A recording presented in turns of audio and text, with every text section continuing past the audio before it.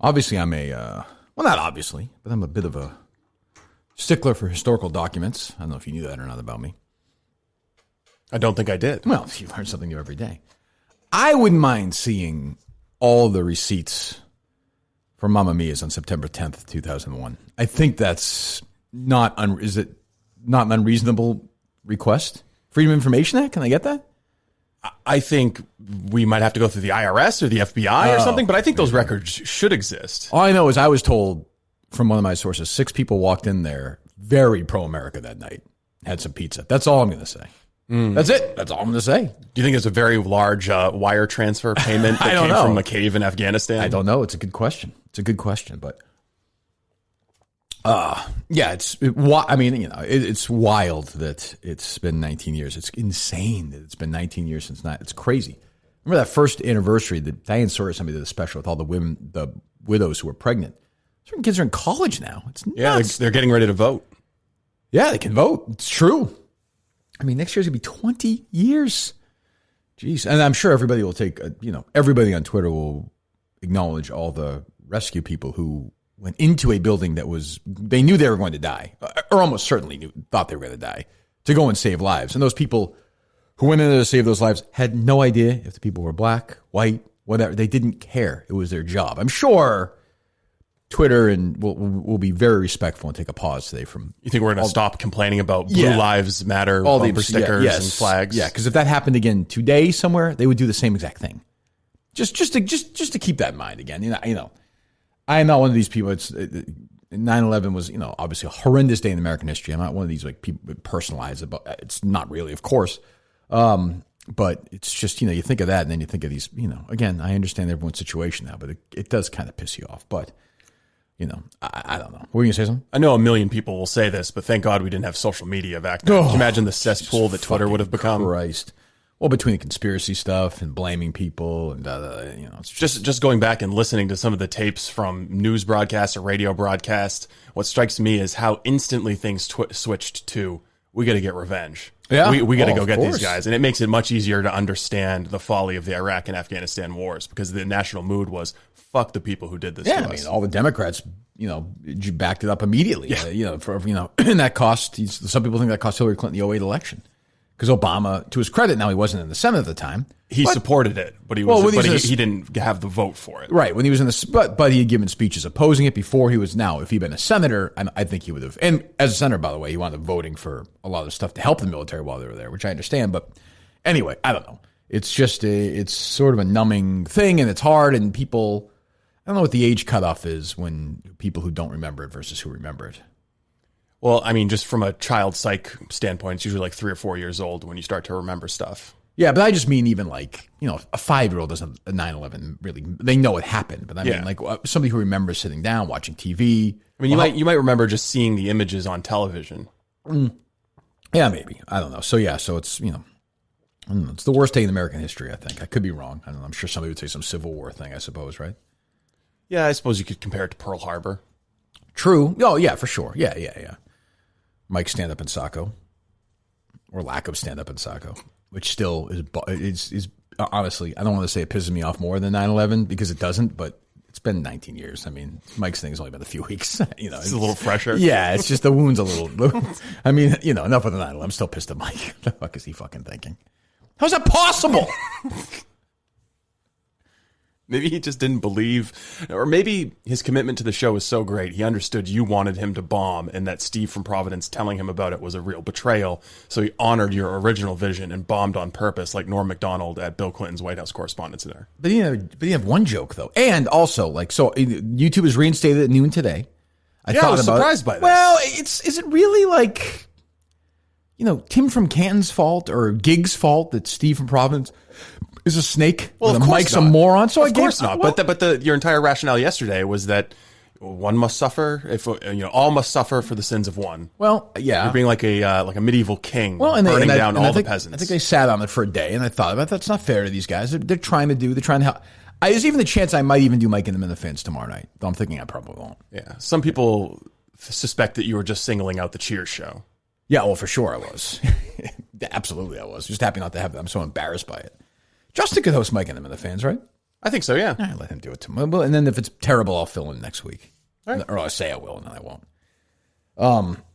Okay, yeah, so there you go. But I'm still missed. I don't understand. I don't know what Mike's rationale is going to be. I don't. It was a busy weekend. No, what did he do? I don't know. It was a busy weekend for me.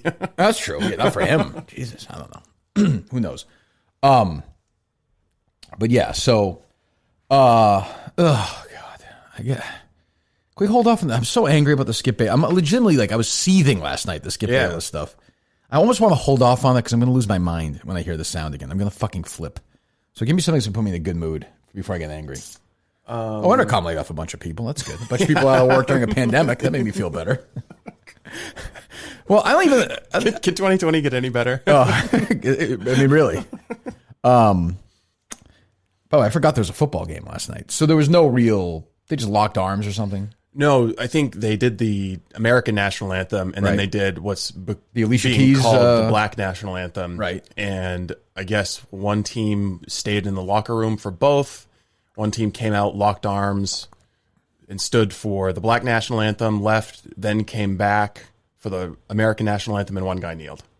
Okay. That's the after-action report. Are people pretending to be outraged about this or what? What's the outrage? I was listening to Cooner this morning. They played a little bit of the Black national anthem, and then he stopped at like 15 seconds, and I was like, I can't even listen to this. This is not the national anthem. I can't listen to this. And I was like, well, it's just a song. It's probably fine, no? Yeah, no, it's just a good song. I'm sure faux extreme right outrage is high this morning, right? Oh, that's the way we do it. Yeah, they're not watching the NFL now. Can you believe a day before 9/11 they're going to they're going to let Alicia Keys sing? And guys, you're going to take a knee the day before 9/11? Yeah, I've never been a big. I know our friend Josh thinks differently. I wouldn't care if they rolled around and shit during the national anthem. Yeah, it doesn't really bother me. Fucking football players, who cares? I honestly, really wouldn't care if they stopped playing the national anthem at football games. That's probably a good idea because the forced, the paid for patriotism at those games, the flyovers, it's just fucking stupid, dumb, completely stupid, total waste of resources. So widespread Entercom RIF in process. Which stands for what? Restructuring? No? What does that stand for? I don't know. I just assumed some massive restructuring. All right, okay. Restructuring, I'm fucked, I think is what David Field says. In progress, memo to the staff from David Field. So somebody, of course, leaked the email from Field. So unfortunately, it does not hit sports talk radio, but it does feel like we're just putting more Band-Aids on bullet wounds until we get the inevitable. I don't even what are they? So they're just essentially getting rid of all reduction in force. Yes. So essentially, just getting rid of all on-air country music talent, right? Correct. Just gone. Honestly, they're following the Steve Robinson recommendation guidebook, which is just to centralize stuff and syndicate more programming. So somebody's they're doing with that one that's beating EEI here, the country, whatever that station, whatever the mix station, the Wolf. Is. Yeah. No, what's whatever. No. Big 103. Big 103. Yeah. Yes, they're big. So that's just going to be their new station. Their new station, logo should just be a finger hitting a button because that's all it is, right? It's just a robot. It's just all. So honestly, eventually, it's just going to be It's just going to be David Field at his house waking up and pushing a button. It's probably true. I love these emails though. Earlier this summer, we formed a team of some of the best, most creative programmers and asked them to apply fresh thinking to reimagine our programming strategies in country and alternative. We encourage them to take full advantage of our outstanding breadth of premium audio content and other capabilities to deliver the best possible listening experience for our audience. Our mandate to them was unequivocally clear. Put the listener first and develop a plan that will improve our product and /prices / massive overhead. They delivered. Today, we announced the results of their work as we begin a new chapter in our country and alternative formats with enhanced content and listener experiences, connecting our communities with the content they love. Our country and alternative audiences will enjoy an improved listening experience driven by the following. How about this idea? Putting the listener first. Deliver the most compelling and engaging audio content regardless of where it originates. Continue to deliver the best local programming. Quality local content remains at the heart of our business, and we remain committed to delivering the best programming with the best and most popular local personalities and deep local community engagement. So when does it get to the point where they just say they're firing people? I think what they're trying to say is that it's Bobby Bones all the way down now. Yes. I like the today we're also announcing we'll be restructuring our national sales teams to enhance our effectiveness in serving our national customers. So basically they're making the national sales teams handle local as well? I think that you're probably looking more at dynamically inserted ads. So it's basically going to be like Coca-Cola, Goodyear, that kind of thing, just inserted across local programming. There's not going to be any more like Pete's Sausage Shop or something doing. You won't have any live reads because you won't have live people. DJs. Yes, there's no one living to do the live reads. So why is he just lying? Well, I mean, I know why he's lying. He's a liar. But like, why is there? Well, it's corporate speak. It's just fucking gobbly crap. I don't even understand it. Their share price holding steady at a $1.51. It's not bad. It's almost pen numbers. It's just insane. Jesus Christ. Congratulations to all of those who were promoted or growing their responsibilities as part of these changes. So essentially, if you're a country music fan around America, if you're an Entercom, there's just going to be all automated. That saves a lot of money. Basically, you're going to get to a point where Entercom just has one country music station, one hits station, one sports station, maybe a political station, and that's syndicated across the board. Maybe it won't be that simple, but there'll be a lot of syndication involved just because it saves so much money. True. Yeah. So I mean, I'll be curious to see if they survive. If they're around in 10 years. I mean, I guess their argument is with sports that they need local. They need it. They need somebody to cover the Patriots. And I think that's realistic. Yeah. But I mean, when does the price start to, I don't know when that happens. I'll be curious when that starts bleeding into that. Well, I think you'll just see a transition to mediocre talent. Like it makes more sense if they're paying a Dale Arnold as opposed to a Kirk Minihane, right? I guess. Yeah. I mean, who the hell knows? They can find somebody for $60,000 to talk locally about the Patriots. True. Yes. Yeah. That makes things a lot easier budget wise. If you're bringing in a star who's actually going to build up a huge station, then that's where it gets complicated. If you're having to pay out bonuses and stuff. Yeah, I don't think that's gonna be an issue for them going forward. No, I don't think so. I don't think so either. But I think that's probably what their model is. I guess, yeah. So all right, so let's just do this. Skip Bayless. It's on my brain. It's pissing me off. I'm trying to kill time here just because it frustrates me. I was trying to figure out this morning who exactly is Skip Bayless. Like why is he so popular? So he was first a sports writer in Dallas. He wrote a book about the Cowboys during the Jimmy Johnson, Jerry Jones sort of divorce that was popular. I think it was called The Boys. I think I read it. And I think that was the book that pissed Troy Aikman off because Bayless insinuated that Aikman was gay. That led to that whole thing. And then Bayless wound up on First Take with Stephen A. Smith on ESPN. It was just a show where before the show started, they would say, all right, here's the 4 topics for today. Like, today you would do whatever. The NBA Game 7. You think Toronto's going to win. Skip, you think Boston's going to win. Just go fucking argue. That's all they did. They would just argue.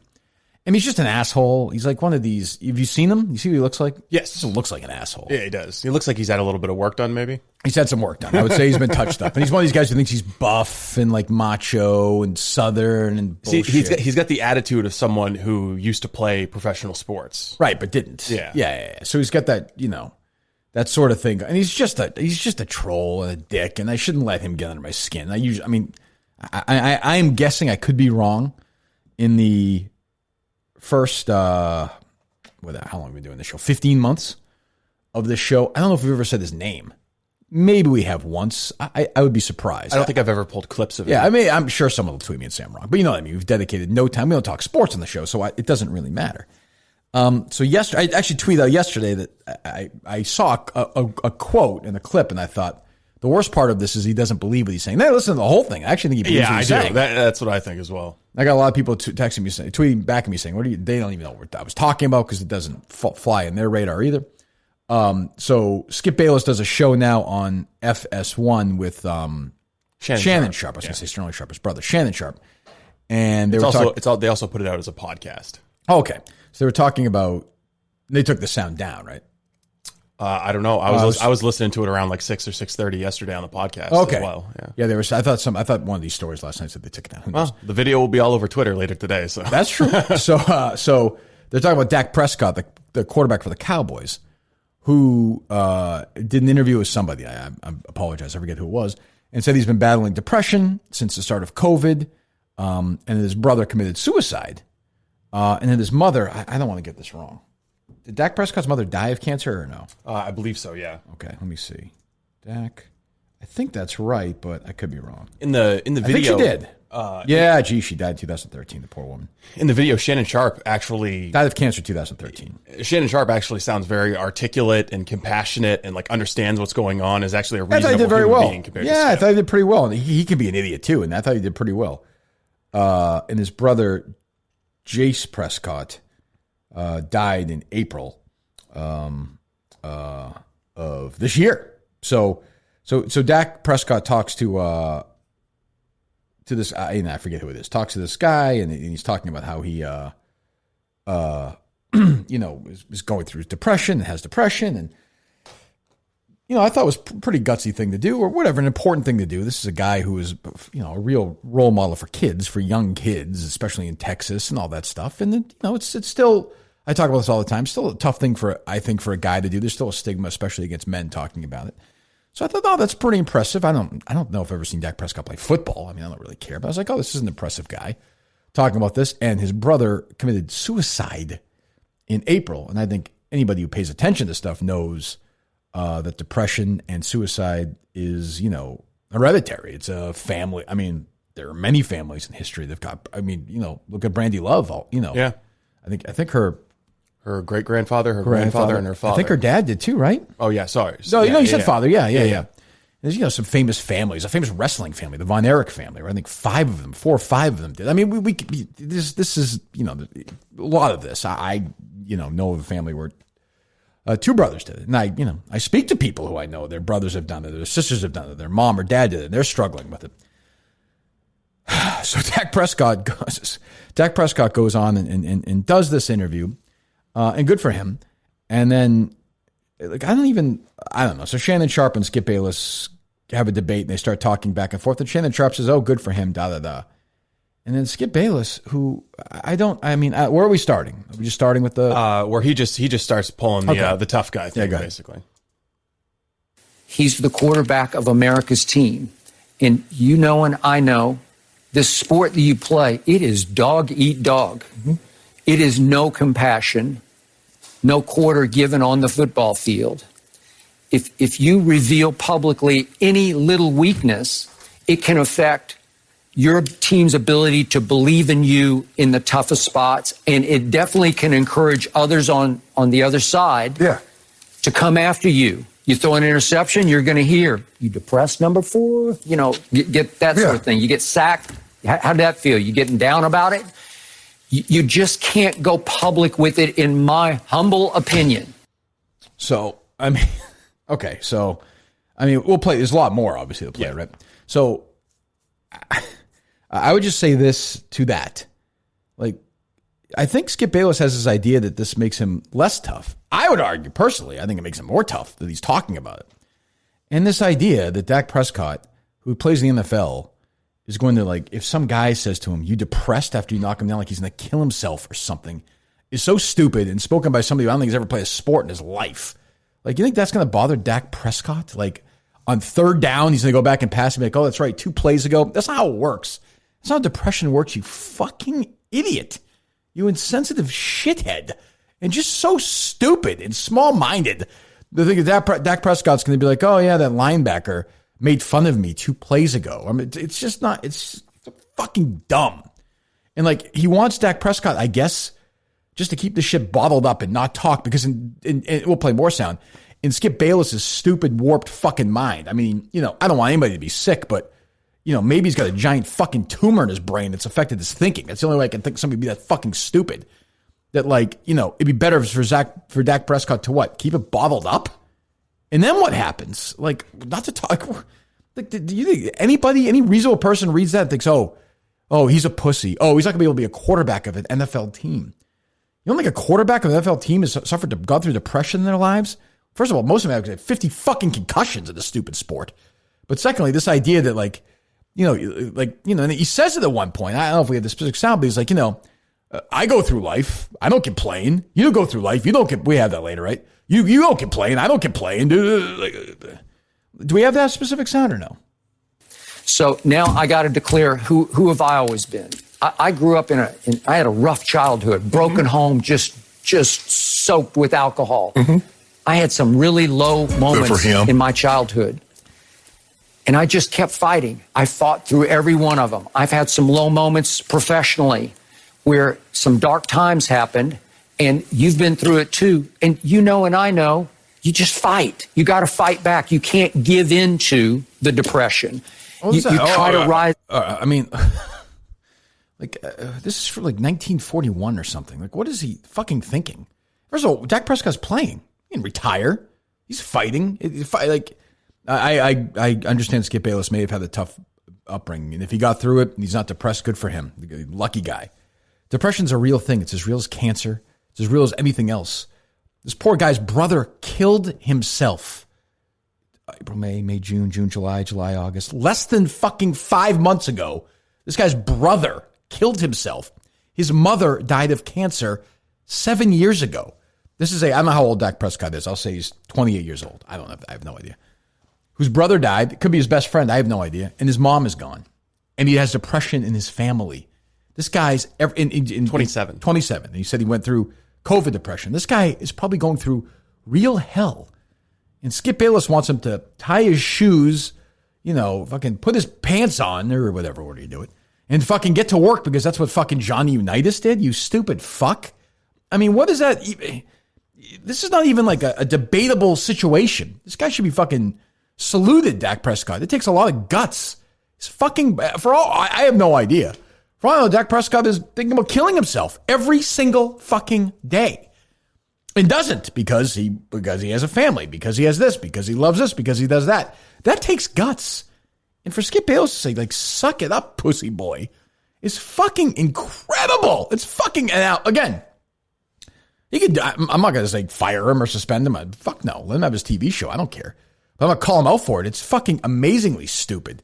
It's just unbelievably stupid and dangerous that people still think that. I got to tell you, it's hard. Look, everyone has it tough. Skip Bayless, me, you, whatever. Like, it's tough when you think about, hey, I want to kill myself. Hey, life would be better for people in it if I wasn't here. If you have voices in your head screaming at you, kill yourself, kill yourself, kill yourself. Why haven't you done it yet? What's going on? Why are you going through this? Why are you allowing this to happen? Why do you feel like shit today? Why do you feel like shit today? Why are you such a pussy? Suck it up. Why are you doing this? Kill yourself, kill yourself, kill yourself. And you get up and you go to work and you raise a family and you do the best job you can. And that, to me, is what Skip Bayless is asking Dak Prescott to do. That's what he's doing. And you have this fucking asshole shitting on him for no reason. I mean, what a fucking prick. Oh, what else do we have? You like to place yourself in that position. I do. And you probably wouldn't have shared what Dak shared. You just can't, for the good of your franchise and your football team. Hold on. We'll play more. What? Is there a single reasonable human being with a fucking brain in their head who thinks that week 6 on 3rd and 4, when Dak Prescott goes back to pass and looks for a wide receiver on this team and throws the ball, and that what he said in this interview is going to have any bearing on whether this ball was caught or not, or whether the Cowboys are fucking 10-6 or 12-4 or 8-8? I mean, dude, also this, I think it's a single Cowboys player, really, who's like, boy, I can't play. I can't play for this guy now. This guy's. The quarterback of this team, the guy who like throws the ball, his brother killed himself, and like he kind of feels bad. Can we, Jerry Jones? Can we trade this fucking guy, please? Can we get a quarterback in here who's, like not sad sometimes? Like, what bullshit? Like, it's just the part receiver I said like tweeted he doesn't believe is. I do think he believes some of it, but I think part of it is also that fake machismo. Like, I've got to be the fucking guy who's not afraid to say it. It's just fucking bullshit. I think he's leaning into it, but I do think that he believes that toughness means bottling up your emotions and keeping them inside. And I don't think that Skip is alone in feeling that way. I think that sure not. I think that there are a lot of people here. What's twisted for me, though, is the priority of being like, playing football is more important than Dak Prescott's like health and family. Right. Well, I mean, yeah, but yes. Well, and just the idea that he needs to like warp his entire life and mold his entire emotional health around what's best for 50 guys who are out there in tights. This is a guy whose whole life Skip Bayless' whole life has been fucking gawking at guys in locker rooms and fucking drooling over athletes. He keeps talking about how they're America's team, whatever the fuck that means. So if he plays for the Chargers, it's not as big a deal. I mean, that's another thing. And also, it's like, they're looking to him for leadership. Okay, so is mental health in football unique? Like, what if he's running a small business and people are depending on him? Can he be open about his mental health then? What if he's a CEO of a Fortune 500 company? Like there's all kinds of people who face those pressure and want to be open about their mental health, and it's better for them to be. Well, there's a guy in the Cowboys, a teammate who's been going through this, was afraid to talk about it. Now he is, and he feels better. Is that being a good leader? Yeah, or what if it's even just like a manager on the football team? Yeah, anybody. You know, why is Dak Prescott's situation so unique? There's no manager on a football team, Steve. I'm talking about like equipment manager. Oh, equipment manager. Yeah, I'm talking about a low-level person. Oh, you're looking at everybody. Yes. It's nice. All right, more from Skip. For the good of your franchise and your football team, and in the end, what good, your own psyche. But what good is that, Skip, if you don't share it, but you're dealing with it internally? You just got to. I get what you're saying. I love that. He's like, you got me. Fuck. Keep in mind, by the way, the guy who's playing the devil's advocate here is the guy who actually played. Yeah. So, like, he's a Hall of Fame player. Like, he clearly wouldn't care if his core, that's kind of what I wanted him to say is like, do you think I would have cared if fucking Trent Dilfer or fucking John Elway, who we play with, was... No, I'd say, oh, you all right? Okay, when the game starts, I know it's not going to have an impact on the game. That Skip's entire theory, though, is that if you show, quote, the weakness of talking about your mental health, then, your offensive linemen aren't going to block as hard. Your receivers aren't going to run as fast. Dumb. It's damning on them if that's true anyway. I mean, it's not true. It's just it's scary that, and again, I'm never going to be the guy who's like, don't say this, but it's scary that adults still think that way about other adults. Like, what would you like Dak Prescott to do? Not talk about this stuff? And I know he says in other parts, we could talk to a teammate or two. We can go to a psychiatrist, but why not be open about it? Why continue to keep this bottled up, and why continue to make this a stigma? Where does the productivity in that? I don't understand that. It's just like a 1950s, 1960s, just like a Mad Men way of thinking. Exactly. It's like you don't need to talk to anybody, but you know what? Just go get yourself a scotch and grit and bear it. Because you're the quarterback of America's team. We have anything else from this idiot? And sometimes it's better just to get it out. Yes, and that's what he said. Okay. I just don't know if you're the quarterback of America's team, a team that I think has got a shot to get to this year's Super Bowl. Certainly got a shot to win the division and make the playoffs. Right. So hold on. So if they were going to suck this year, it's okay. Presumably, yes. Okay, and they're not America. If they weren't America's team, America's team. For what is he still? What year is this? Like, if you get rid of Shannon Sharp, who's very good in this, and you just listen to Skip Bayless, you think this is from? Honestly, it was from 1968. Some fucking radio guy doing some like. I don't even get it. What a dick. I mean, really, what a fucking dick. I don't know if he has kids or not. Man, I hope his kids are all right, because if they're not, they're fucked with this guy. I mean, totally fucked. You can share it internally. You can go see a psychiatrist if you need to. You can get all kinds of counseling. Right. You can share it with some of your closest teammates. Call up Zeke. Let's go sit and talk it through. I need to let you know what I'm feeling. So you can talk to some of your closest teammates. But you can't talk to the rest of your team about it? Like, you keep it a secret from, like, what? It's a totally incoherent position. What the fuck is his point? He slowly backs away from it. Yeah, like, you can talk to... His point is that it's shameful. Right, that's okay. Well, then say that then. If you don't be a pussy. But like, you talk about, he's basically calling us pussies. He's a fucking pussy. So you could talk to Ezekiel Elliott. I think he's talking about the running back on the Cowboys. So you could talk to him about this, but you can't talk to some cornerback who you're not really friends with about this, because that cornerback who plays a completely different position on the other side of the ball, again, if he's lining up against whoever, Julian Edelman in the fucking game, is Julian Edelman's going to go by him now, because his quarterback said in an interview that because his brother killed himself and there's a pandemic going on and he has depression in his family, he feels like shit sometimes. So Julian Edelman, boom, instead of like, if he hadn't said this, he wouldn't get faked out by Edelman. But now this cornerback is going to fall flat in his ass, and Edelman's going to score a touchdown. And America's team is going to win the most games in the NFC East. You stupid fuck. I fucking hate your guts. Jesus Christ, I hate people like this. You've also forgotten that Edelman's going to be like, hey, your quarterback wants to kill himself. Yeah. What's up? Hey, what's up, sad boy? Like, what, you sad today? Fuck. All right, here's the last one. So you can't say because one way somebody handled it one way, that's the right way. Someone handled it the other way, that's the wrong way. That's the wrong way to look at it. Just don't make me question whether you're made of the right stuff to stand up to that job, because that's a hard job he's got. For me, Skip, he got there. First of all, good for Shannon Sharp. Secondly, it's not that hard a job. It's not. You throw a ball. I'm sorry. 99% of the jobs in the world are harder. They just are more difficult.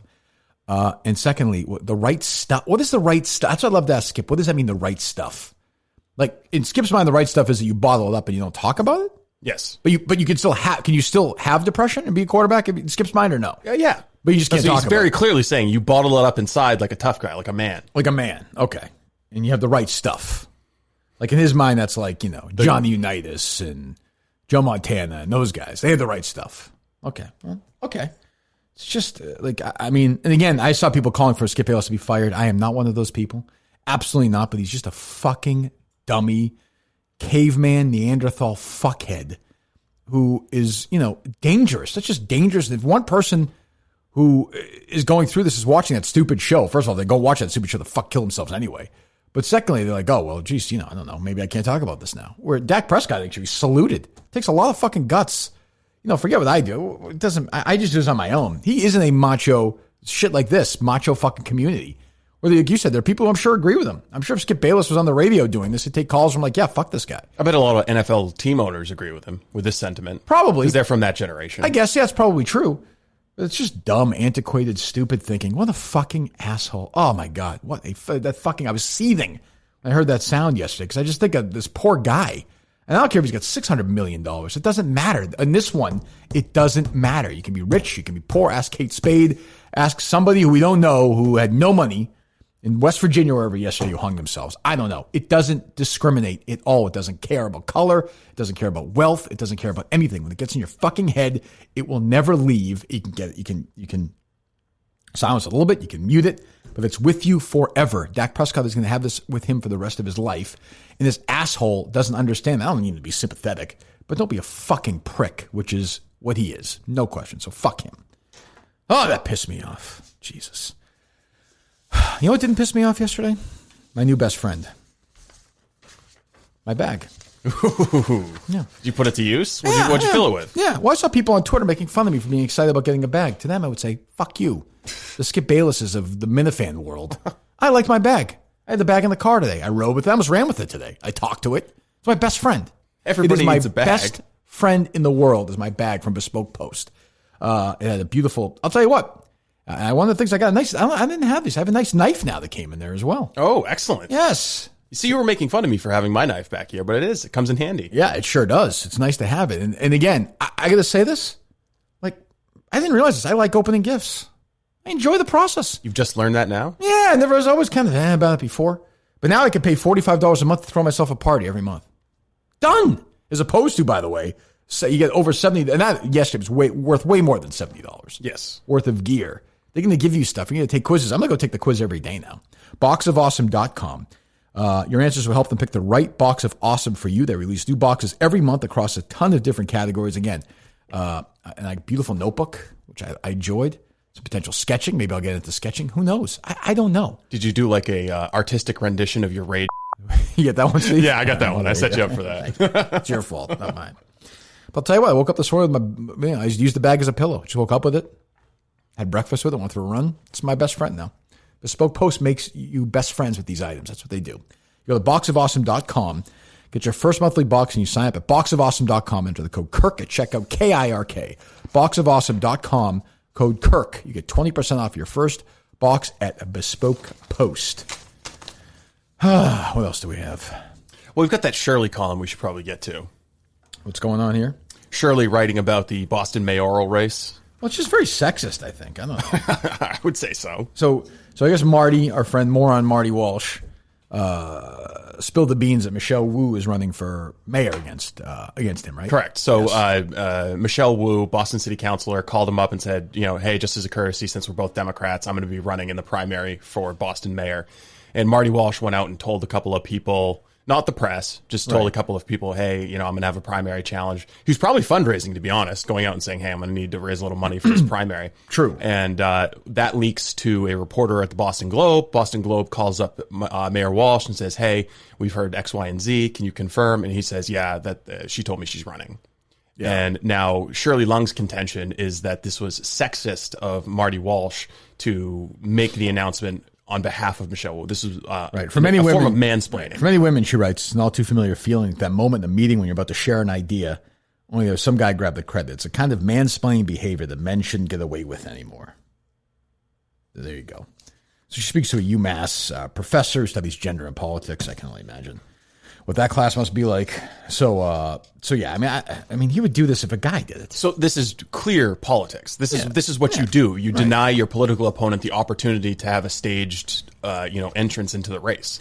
Well, I mean, it's something you do to kind of take the wind out of their sails, and it's just politics. It's mayoral politics, which is dirty. Yeah, if a guy did it, he would do the same thing. And save the conversation. The funny thing for me is Shirley says this is sexist, and then she goes back to an example where Mayor Menino did this to a Flaherty.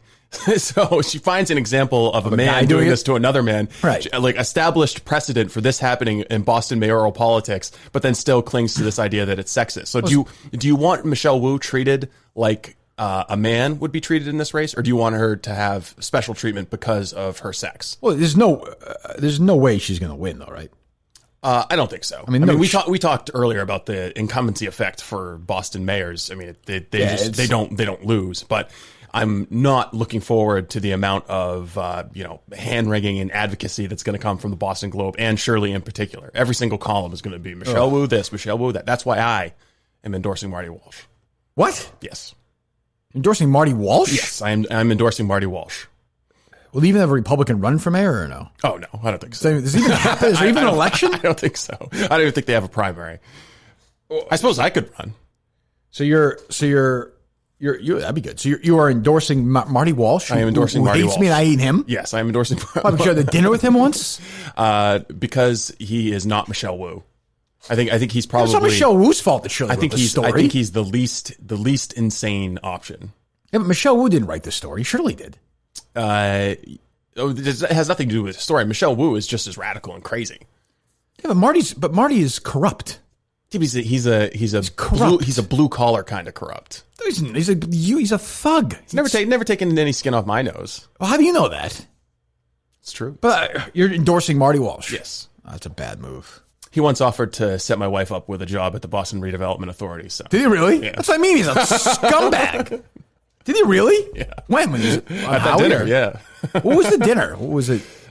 We went to a little Italian restaurant in Needham. Who? You? It was me, Howie, Marty, some of his people, and I think Grace was there. Maybe. And what was the point of this? Just hanging out, shooting the shit, telling old Boston stories. Oh, that sounds awful. He was actually kind of nice. Was he the mayor then? Was he the mayor then? Yeah. Oh my God. Who paid for it?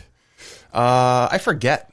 I think we might have had to split the check because he couldn't. I don't know. It might have been some ethical reason. Believe it or not. Yeah, believe it or not. Should have gotten away from him. No question. He was a nice guy. He was amiable. He's great. He's great. So the one time I confronted him about a year and a half ago or so. Yeah, I remember this. This was when you had Mark Moroso, your Nightcrawler. It was me and Moroso. Yeah, that was our team. He could walk up to me and he tried to do like the intimidating thing. And I was like, what are you doing? Like, what are you going to kill me or something? He's chomping on like 14 pieces of nicotine gum. Yeah, I'm like, what are you like? Are you doing your like union act here? Like, I'm just asking you a question because you are clearly like you have a slush fund for your girlfriend. For me, it's just he's so dumb. It's funny. Oh, I agree. He's an idiot. He's a moron. He would get mad at me. He hated me. Fucking hated me. And he would bitch all the time to the program director, Zarbano. But why is he making fun of me? Why is he doing this? Why is he doing that? And yet you're going to endorse this prick. Yeah. You endorse Michelle Wu. Yeah, because she's running against him. I mean, he's an enemy. Why? I mean, you're endorsing an enemy of the show? That's a bad move. I don't know if he's an enemy of this show. I mean, I don't know. Do you think that? Why is she? What's her craziest take? Well, she's friends with Shirley for one. That's not good. But I mean, she's how like, do you know they're friends? She's like she's an Ocasio-Cortez type. How do you know they're friends? She's in favor of the Green New Deal. What makes you know they're friends? Well, how did this piece come into being? She's Shirley is tied into all of the left wing politics. Female. She's probably on the informal brain trust, the kitchen cabinet for Michelle Wu. Yeah. But so she's like an AOC type. Yeah, I think she's like a younger, more radical Democrat. Whereas Marty is, I mean, he melds the radical stuff on, whether it's gender issues or environment issues, climate change, blah, blah, blah. But you could tell it's really not a priority for him. I guess. I mean, he's gonna roll over her. I mean, it doesn't even matter. When is it? Next year? Yeah. Hold on, let me go up. I fucking hate that Skip Bayless. Yeah, I think it's next year. Next year. All right. Well, whatever. We'll keep an eye on it. Do you have that Trevor Noah sound or no? Yeah, I do. Fucking unbelievable. Fucking asshole. I fucking hate everyone. I was watching. I think you have probably made this point in jest. I've made this point in jest. Maybe About gender reveal parties. You gotta wait. You can't name a kid Brian because you never know if Brian might be Brianna by the time she's 7. So it's true. You just call it kid 1, kid 2. First of all, let's be very clear about this. I hate gender reveal parties. I hate them. You know what precipitated this segment though, right? I don't. There was a gender reveal party out in California involving pyrotechnics that started a forest fire that's now consumed like 10,000 This is what I'm saying. acres. I have no. Is he kidding here or no? No. Okay. I have no use for gender. Nobody cares what kind of kid you're having. No, I'm very clear because I've blessed thousands of babies here so far. Yeah. I don't care if your baby has a dick, 2 dicks, 7 vaginas, tentacles, both. I don't care if the kid's fucking itself when it's born. I don't care. It doesn't matter to me, and it matters to. Here's who it matters to: the couple and the grandparents. That's nobody else cares. Did Ben Robinson have reveal parties? No. Good. Okay. If you ever decide to do this, you have gender reveal parties On your front lawn, yeah. there will be a very quick life for that child. I have nobody cares about your kids. I'm sorry, Steve. Nobody cares about your fucking dogs. Nobody cares. No one. We're all happy you're happy. You act like I'm trying to force my dog on you. When you force in the studio. We are all happy that you're having a child. We're all happy that you have an animal. But we don't care if it's a boy or a girl. No, nobody cares. Now, that being said, Trevor Noah is a fucking shithead. And by the way, so is Jimmy Fallon. Oh, my God. I saw Fallon doing some Trump skit last night on YouTube or something. I saw it this morning. It's fucking so dreadful. Were you searching for late night clips? No, on YouTube? Someone came with my YouTube feed somehow. I think Kate maybe subscribes on the Tonight Show, so it fucking pops. She's a fucking liberal lunatic anyway. Meanwhile, Fallon can do whatever he wants. He can make fun of Trump as much as he wants. Doesn't matter. You fucking rubbed his hair and made him comfortable to middle America. And if you hate him so much, it's your fucking fault he's the president and your stupid network, you dummy. So anyway, here's Trevor Noah, as Jerry would always call him, Noah Trevor, because he's fucking stupid. Talking about this. Guys, this has to stop, right? Or at least if you insist on a gender reveal, you should do something that helps the situation. The water's pink! It's a girl! And aside from all the damage it can cause, celebrating a baby's genitalia is starting to feel very outdated. Like, given everything we're learning about gender reveal parties should only happen when the child is old enough to know their actual gender and to pitch in some cash for the fire damage. And honestly, that's a good point. I don't even know why we need gender reveal parties. You know what we do need, though? Race reveal parties. Okay. That's it? Yeah. So well, he's kind of half kidding, no? No. I mean, he's trying to tell jokes, but his point is serious about gender. So he thinks when they're teenagers, they have gender reveal He parties? thinks the gender isn't settled until the child is old enough to make up their mind. And of course, then it could change because it's fluid. Well, I mean, there's some truth in that, I suppose, but also, what are we doing? What is he fucking doing? Is the guy supposed to be a comedian? What happened? What happened? What happened like Carson? Jesus, the great late night people. Carson, Letterman, Callahan. They're fucking humorous. Guys who make me laugh. Ay. Jesus Christ. What the fuck? What else we got?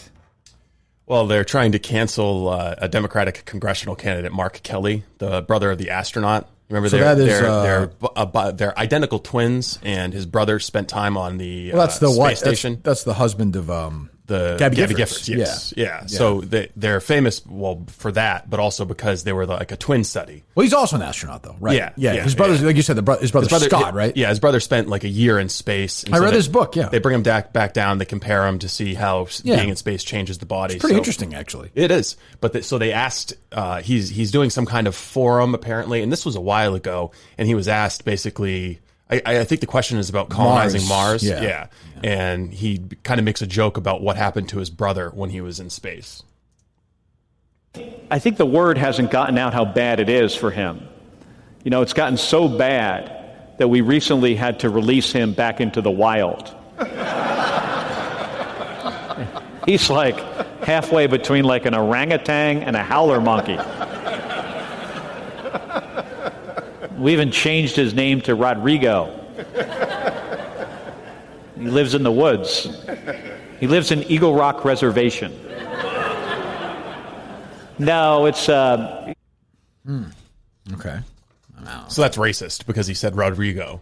Oh, I thought it was because of the orangutan part, no? No. Oh, okay. No, because he's a white guy being compared to an orangutan. That's not a problem. It's because he said Rodrigo, which is a Hispanic name. So he's the implication would be that spending time in space leads you to devolve into a Hispanic.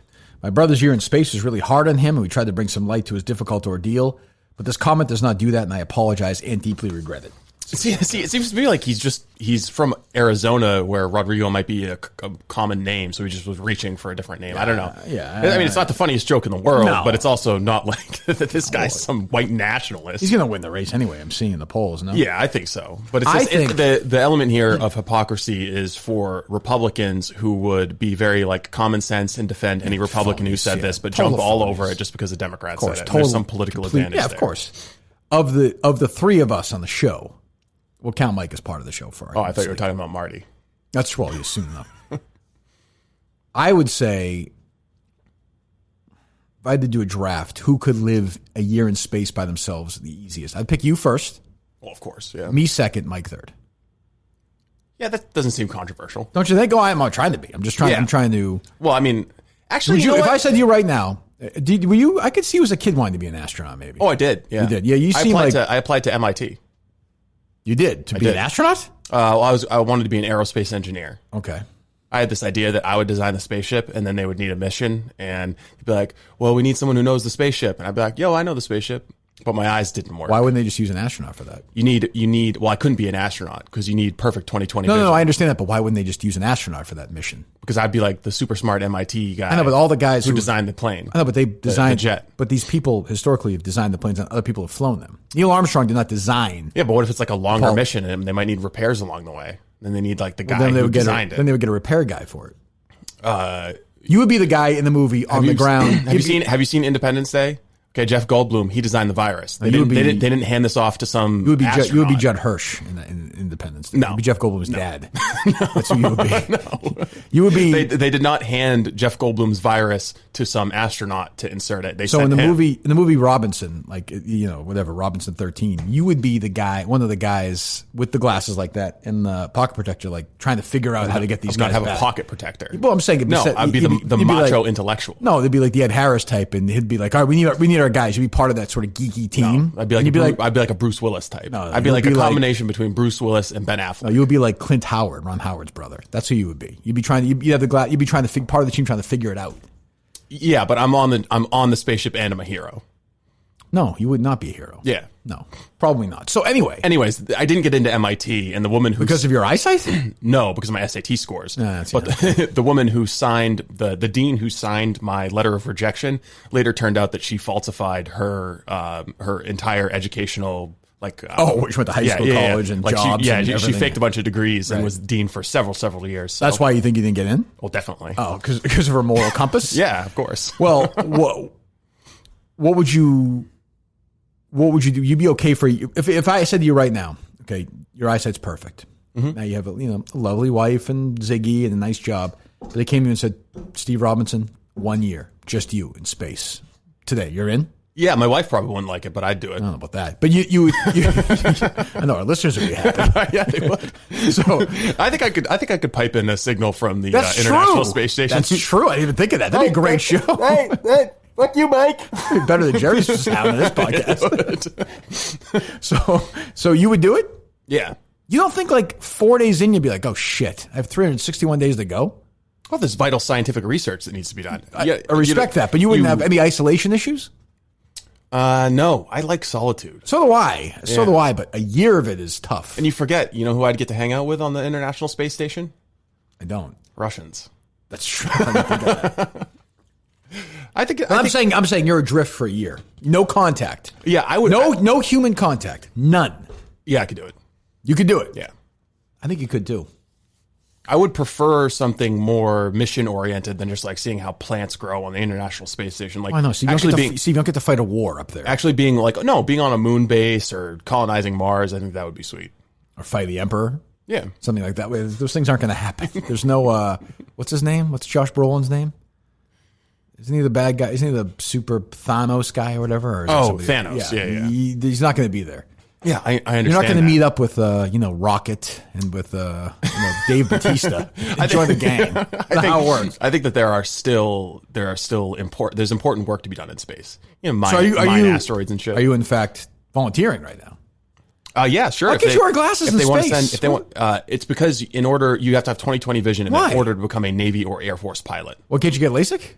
I suppose you could, but at the time when LASIK wasn't as developed, and I don't even know even then if they allow it in. But basically, so your secret plan when you applied to MIT was to become an astronaut. Yeah, backdoor astronaut. Did you tell anybody this or no? Yeah, of course, it's widely known. So you told the people at MIT that?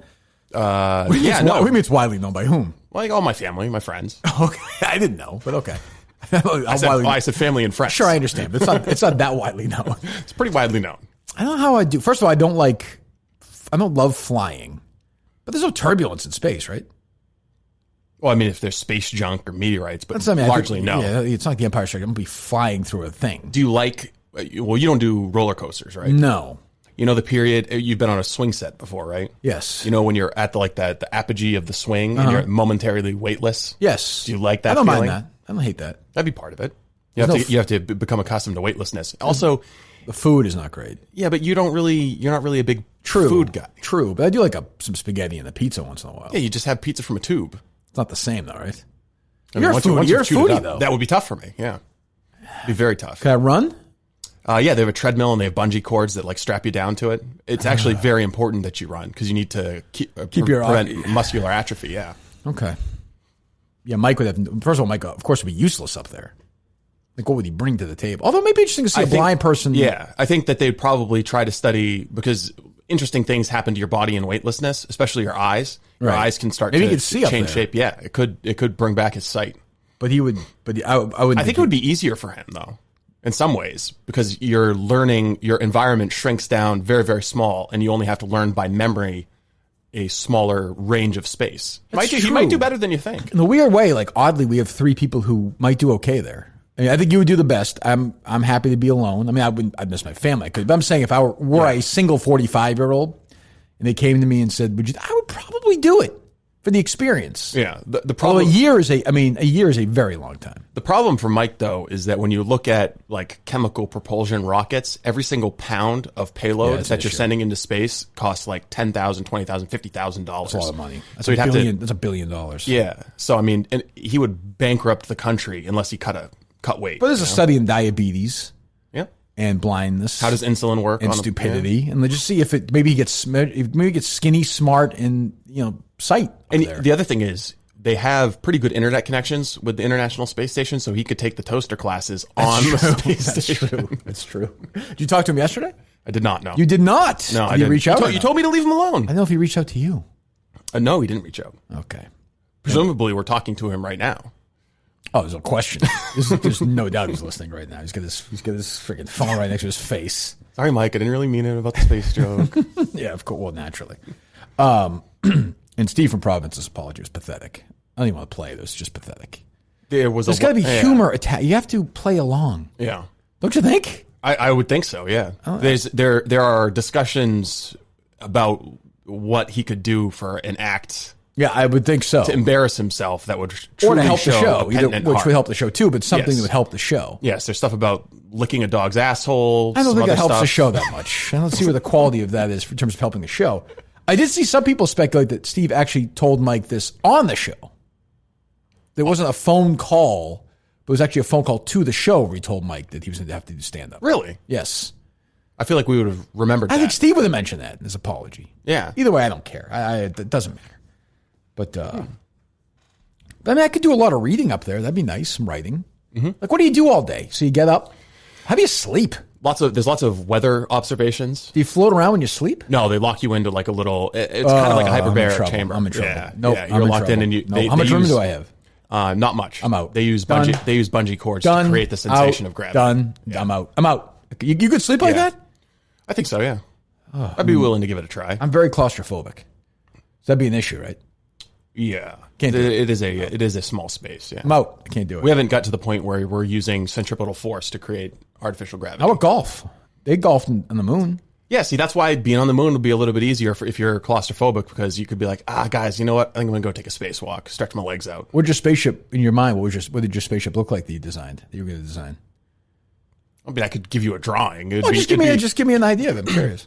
Well, I think it's got a main cigar shape, but then there's rings on the outside of it that spin in order to create centripetal force, because that's basically the best way we have for doing artificial gravity right now. And you think the people at NASA would have needed you to come fix that complicated device? Well, after I get my MIT learning, yeah. Like, what was going to change? It was different than the already existing spaceship. See, but you're asking me that without the benefit of having studied like quantum mechanics. But the interesting thing is that you thought that you would be the guy who would go to MIT and create something so different than anybody else that they would need you to come fix it in a room full of rocket scientists. Yeah.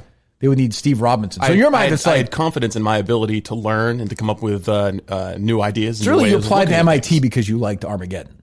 Yeah. Okay. Well, in science fiction. In science fiction, right? Why did you apply to college? Why did you be an English major? You like books. You like books and you like writing. But in your mind, you thought like there was some old crotchety guy who, in one of those smoke-filled rooms, who was like, we could get this hunk of junk on the ground somehow. Who designed this thing? Robinson. In your mind, right? Yes. Then you take your motorcycle, your car, but you get to Cape Canaveral immediately, Robinson. Exactly. You leave the hot girl in the bed, you fly down there. Looks like I got work to do. Then you go up there and you save the day? America needs saving. Okay. Well, yeah, I guess so. Long way of saying he probably shouldn't have said Rodrigo. I mean, Robert. Yeah, I guess. But, that's got to be, yeah, I don't know. You got to have some mind. Although there's some people who spend years up in space. Mm-hmm. What's going on Mars anyway? Are we near anything or no? Well, we've got Opportunity up there, the rover, that was supposed to last for like 30 days, and it ended up lasting for 300 or something, much longer. What are they thinking? Like, we're going to have like apartments up there eventually and condos and stuff? Well, colonization, full-on colonization, yeah. Like Sonics and Chick-fil-A's and stuff? Eventually, yeah. Is there a lot of room up there? You terraform it. Because when you look up there, when you see in the movies, it looks very small. It's smaller than Earth, but it has more land mass. It's bigger because than there's no large bodies of water. So it's bigger than like Delaware or something. It's like massive.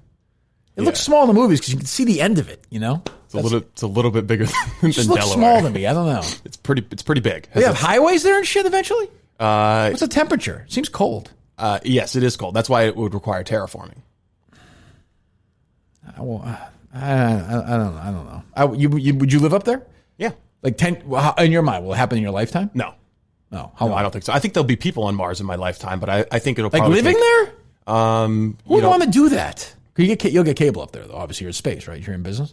It'll be on a massive tape delay. You could probably watch the Super Bowl, but it'd be on like a 15, 16-minute delay. Really? Yeah. Why? The speed of light.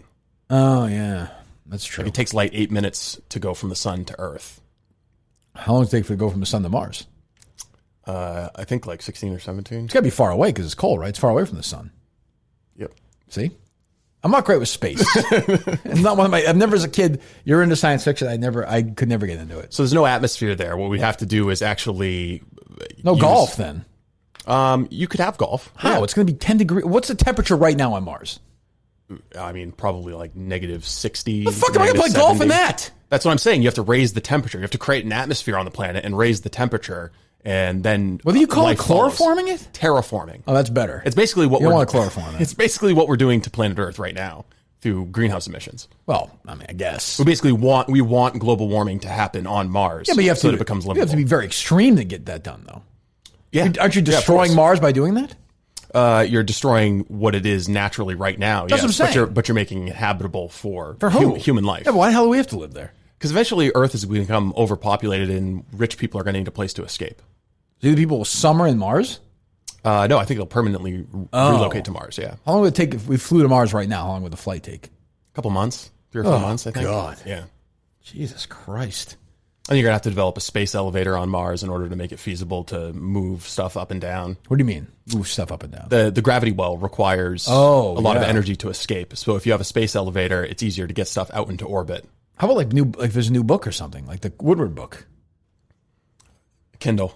I think it's probably Kindle's like probably a good your hard best bet. book though in my hands. Yeah. There'd be no Barnes and Noble there?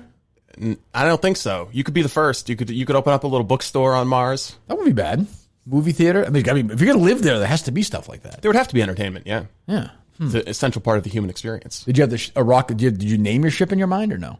No, I didn't actually. No. I'm surprised to hear that. Yeah. USS Ziggy. Did you ever dabble? You must have dabbled in science fiction. Oh, of course. Like written stuff? Like I still do, yeah. Really? Yeah, of course. Did you watch Mad Men or no? Yes. Like Ken Cosgrove. Like yes. A secret double Short life. stories. You actually are like Ken Cosgrove. I have actually lamented that the journals and magazines that accept short stories are no longer a fixture of American culture. In the 50s and 60s, you were in business. Yeah, I read a lot of short stories. I was actually reading one last night. What was it? It was by Stanislaw Lem. Okay. It's called it's a book of not time travel stories. It's called the Journeys, Memoir of a Time Traveler or something like that. But yeah. Just a collection of short stories. Very interesting stuff. He's a Polish author. When you read it, did you give did you enjoy it? Did you give a satisfying close of the book when you were done? I thought, oh, this is good. Yeah, kind of. He's not my favorite, but he's good. I got that book. I got that Manson book that the people have called about a couple of times. The first 50 pages. So the chaos one. The Charlie Manson. It's actually who do you think I was talking about? Marilyn Manson? I didn't know Manson was the author. People call him or recommend books and podcasts all the time. You haven't heard that a couple of times? Yeah. About 50 pages in. It's good. It's pretty good. Pretty good. So is Tommy John. Not pretty good. Very good. Very good. I'll tell you, here's a question for you. Do you think you wear Tommy John in space for a year? I'd have to think so. I'd demand it, to be honest. It's the most comfortable. I would think, right? I mean, what kind of underwear? You're still going to sweat in space. You need it to wick. You need to, wick the moisture away. It is weird. You need to be comfortable. Somebody said this. Is this true? Somebody said, I read this a few months ago, that I have more information on my telephone than the people did for the first flight to the moon. Like the people at NASA had it there. I think your phone has more computing power than the computers on the Apollo 11 aircraft. 11? No. Yeah, 11. Spacecraft, rather. 11, yeah. right? All That's of them. Armstrong? All of them. Is that Apollo 11? Yeah, I think so. Space guy, you should know that. Yes, it's Apollo 11. Yeah, I saw the documentary last year. It's very good. Buzz Aldrin's still alive, by the way. Yeah, he's still alive and we knocked that guy out a couple of years ago. That was a great still alive and willing to punch anyone in the face. What did the guy say? It was fake or something? Yeah, he said the moon landing was fake. Knocked him out. Do you have any problem with that? He should knock that guy not at all. I risked his life. I was trying to get Buzz Aldrin on the show a while ago. Oh, really? You should get him on. He was on a podcast the other day promoting something. Yeah, I got to reach out to him again then. Yeah, get him on. I think his kids are running his foundation or his website or somebody.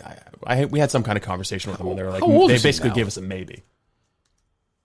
He's got to be in his 90s now. Right? Yeah, he's 90 years old. Yeah, he was Apollo 11 and Gemini 12 were his missions. Right. Yeah, Apollo 11 was Armstrong, Collins, and Aldrin. Yes. Did you see that documentary last year, Apollo 11? I don't know that I did. Excellent. I imagine if they could have had Tommy John at the time, they would have. Speaking of which, Neil Armstrong had a weird lawsuit. I love Tommy John, by the way. TommyJohn.com/Kirk. 20% off site-wide for the best underwear in the world. Neil Armstrong sued a guy. I feel like this is right, Steve.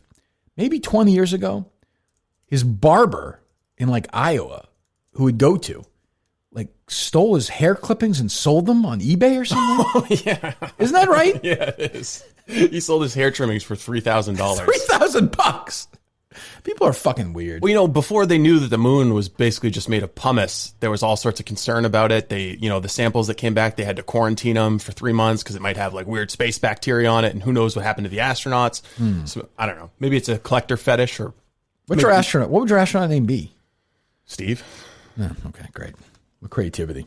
TommyJohn.com/Kirk. 20% off site-wide for the best underwear you'll ever wear in your life. Guaranteed. TommyJohn.com/Kirk. TommyJohn.com/Kirk. Get the best underwear ever. Tommy John. We love Tommy John. See site for details. All right, load him up, Steve. Spaceman Steve. Is that a little better? Sure. Do you want to play a couple of 9/11 related cuts before we go to the phone lines? Maybe we'll do it at the end. Okay. Maybe we'll do it at the end. You're talking about 9/11, 2001, right? Yes. Okay. And if you had a random 9/11. Remember, today was, might have been, or this weekend. Yeah, no, I guess today might have been a date for the Wilbur Show. That's right. Have we moved that again yet or no? Working on it. Okay. I don't know if you remember this or not. A year ago, God, it goes by fast sometimes, and sometimes it doesn't. Remember that Dick Winchester High School principal, Dennis Mahoney? Yes. A year ago on 9/11 did not want to celebrate 9/11, have a moment of silence. This year he is. I got from two Winchester parents sent me emails from Dennis telling the people to, at home, have a nice moment of silence today at 8:46. An asshole. I hate that guy. So I've been seeing a lot on my ride through Brookline of like parochial school students, Catholic and Jewish schools going to school. I've seen the traffic driving here too. So I'm wondering if those schools don't see a big outbreak and like lots of teachers dying, is that gonna teach anything to the public school system, or are we still just following the teachers' union dictates? Yes, all the way to November. Great, that is the plan. I think, right? Yeah, I would guess. But the traffic feels a little heavier now. Driving, definitely it does. Yeah. I would say back to normal. To be honest. That's like 80% for me. But yes, a huge difference in say like May or June, which was crazy, or April. We were the only people on the road. Remember, like there were days where we were like, geez, should we be like worried about going to work that we got pulled over by the cops? Yeah. But you know what, listeners? We did it. We fucking did it. Mike took an Uber every day. Risked his life. I think Alba drove him. That's probably true. Which is great that she can operate the pedals with feet that size. Those poor pedals. Those pedals must be groaning in pain. Jesus. I wonder what she's thinking right now. What am I doing with this guy? Well, love is, a strange thing. I thought you were going to say love is blind. I didn't think of that, but it is. I'm working on a dream.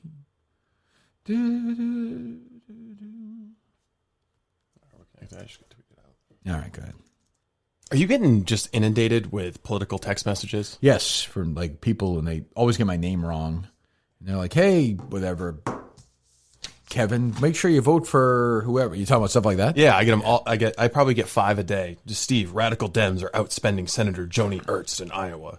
I can't. Can those be effective? Well, no. Well, I mean, it depends who you're giving. Are they all from like Republicans for you? Oh, yeah, it's all. Well, actually, I get some left-wing stuff from Maine because I think some Minifans have signed me up for like Democrat lists. I got texts from all the time with the Bloomberg campaign before voting day. They must have identified, or maybe Bloomberg was just spending more money, or maybe they identified you as a Bloomberg guy. Could be. It's amazing that happened. It's amazing that he ran for president. That actually happened this year. This year. There were a lot. I mean, I encountered people on the street when I was doing those man on the street interviews who were like, yeah, I'm going to vote for Bloomberg. $1 billion. All right, load it up. They are loaded up. All right, let's go. Let's have a fun 9/11 with the caller, shall we? I'm sure they'll be classy as always. Hello? Hey, Kirk. What's up? Hey, will you let me do a show with you until Mike gets back? Yep. I think so. I was going to identify. I could hear your voice. I think you're the one, buddy. What's your name? Oh, sorry, I dropped him. Well, why? I think he's the... Well, fine, Steve. Okay. I will say... Hey, what's going on? Who's this? This is Sean from Long Island. All right, Sean from Long Island. Hold on one second. Next Thursday's show... next Thursday's show will be joined in studio by one of the great minds, one of the great political thinkers of all time, himself nearly a rocket scientist. Jared Carabas will join us for a full show, Steve. It's a big announcement. What do you think of that? It's going to be exciting. It's going to be very exciting. Should we test him for COVID before he comes in, or are you not concerned? I assume he has it. Yeah, okay. I mean, if you die, you die. Yeah, exactly. What's up? It'll be worth it to spend some time with Jared. I think so. What's up, Sean? First of all, fuck Carabas. Okay. But I was just wondering if you want to talk about 9/11 at all, and where you were when the towers were hit. I was in California asleep when the tower. I mean, I was awake by the time the second one got hit. But yeah, I was in California. Right. I had a wedding that week, that Saturday. So whatever it was, 6 days later. So 9/11 was on the Tuesday, right? Mm-hmm. Yeah. Yep. Yep.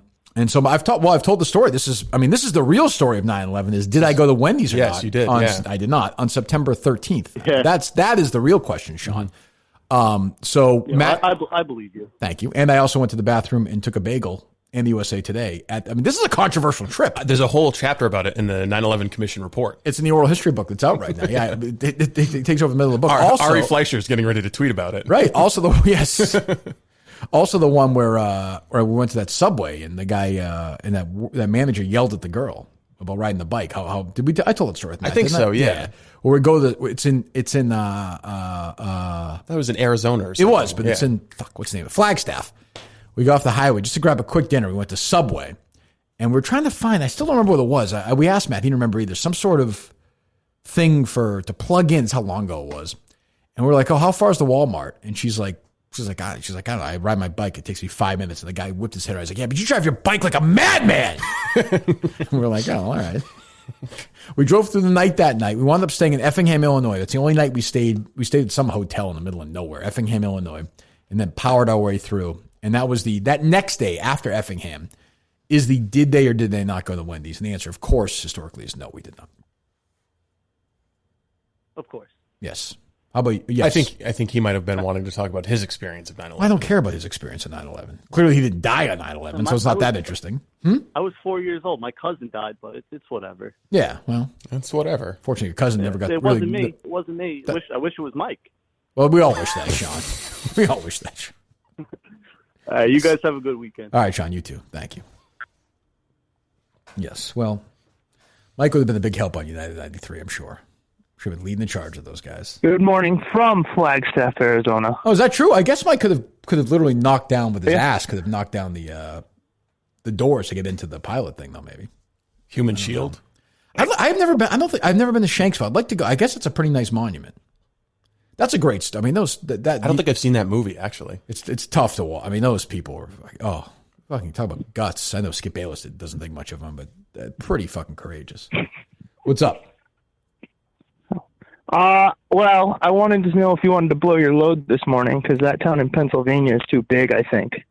What's that? I got the next live show town for you. That one's too easy to get to. You talked about yesterday. I thought so too. Yeah, go ahead. Richland, Oregon. Richland, about Oregon. 250 people. We can't go to Oregon. Oregon might be. We can't go to Oregon. About dying, Steve? Yeah, it's too many Antifa. My brother Ryan's moving there, you know. No, this is on Yes. is on the East Coast. It's pretty red, Steve. You'll be all right out there. I don't think he is. But no, he's moving not near Portland. But I told him it's just going to spread out anyway. The Oregon's going to burn down the entire state. I had neighbors in our apartment building who were looking to move to Oregon, and they actually went out there to look at houses, and they said the entire place is a fucking bum camp because the government has actually been passing out tents to try and help the homelessness problem. Okay, and so it's just like tent city everywhere. That seems good. Like, has he moved out? Has he gone out there to look around? Yes. Well, his wife's family is there. Her folks. So I think he wants to be with them. Ooh, he doesn't have hand. What? In a relationship, someone has hand. He doesn't have hand. No. I suppose he doesn't. No, he doesn't. He doesn't. So he's moving to Antifa. He also doesn't have parents, and they do. But it's like it's far. It's removed. It's far from Portland. Okay. But there are some rural. I wouldn't do it. Conservative areas of Oregon. I wouldn't do it myself. But go ahead. Tell me more. I mean, it's going to be hard for us. Bar and grill in town there. I beg your pardon? My uncle owns the Shorthorn Bar and Grill in Richland, Oregon. The Shorthorn. It can hold about 100 people. Shorthorn? Yes. Would you? Are you guaranteeing your appearance at the show if we go? Fuck yeah! Okay. I'll drive 17 hours to get there from Arizona. I see a pretty nice picture of some Shorthorn brisket. Okay, it's on Main Street. It's good food. Have you been there before? Also, he's got an organic farm out there. It's all farm to table. Ooh, farm to table for the food. You like that, Steve? Okay. Yeah. I don't know if I can do Oregon though. Is that Shane Halley? Is that your uncle? Yes. Okay. I mean, it's on the Facebook page. Shit, did I just dox my uncle? Well, it's on the Facebook. It's part of public information. And if you have an issue, we can take it out. It's fine. It's a barbecue place. Hopefully the Minifans are nice to him. That's a good It's a good barbecue place. They got good burgers. Okay, I'm looking. All the beef is local. It looks pretty good. Here's what's your name? Drew. Here's the problem is it is a hell of a trip for the Minifans. Well, that's what you wanted. I agree with you, but that's a right. The closest airport's Boise, and then it's a 3-hour drive down a really sketchy canyon to get into the. Oh, town. Good. That makes him do some work. I like that. That puts it outside of just pure driving range for a lot of Minifans, which creates economic barriers to attending the show. Especially this time, especially with the COVID going. If you're asking everyone to fly pre-COVID, when we were really having this conversation, like a year from now, I think, Drew. I think you're in play. I think you and Uncle Shane have a chance here.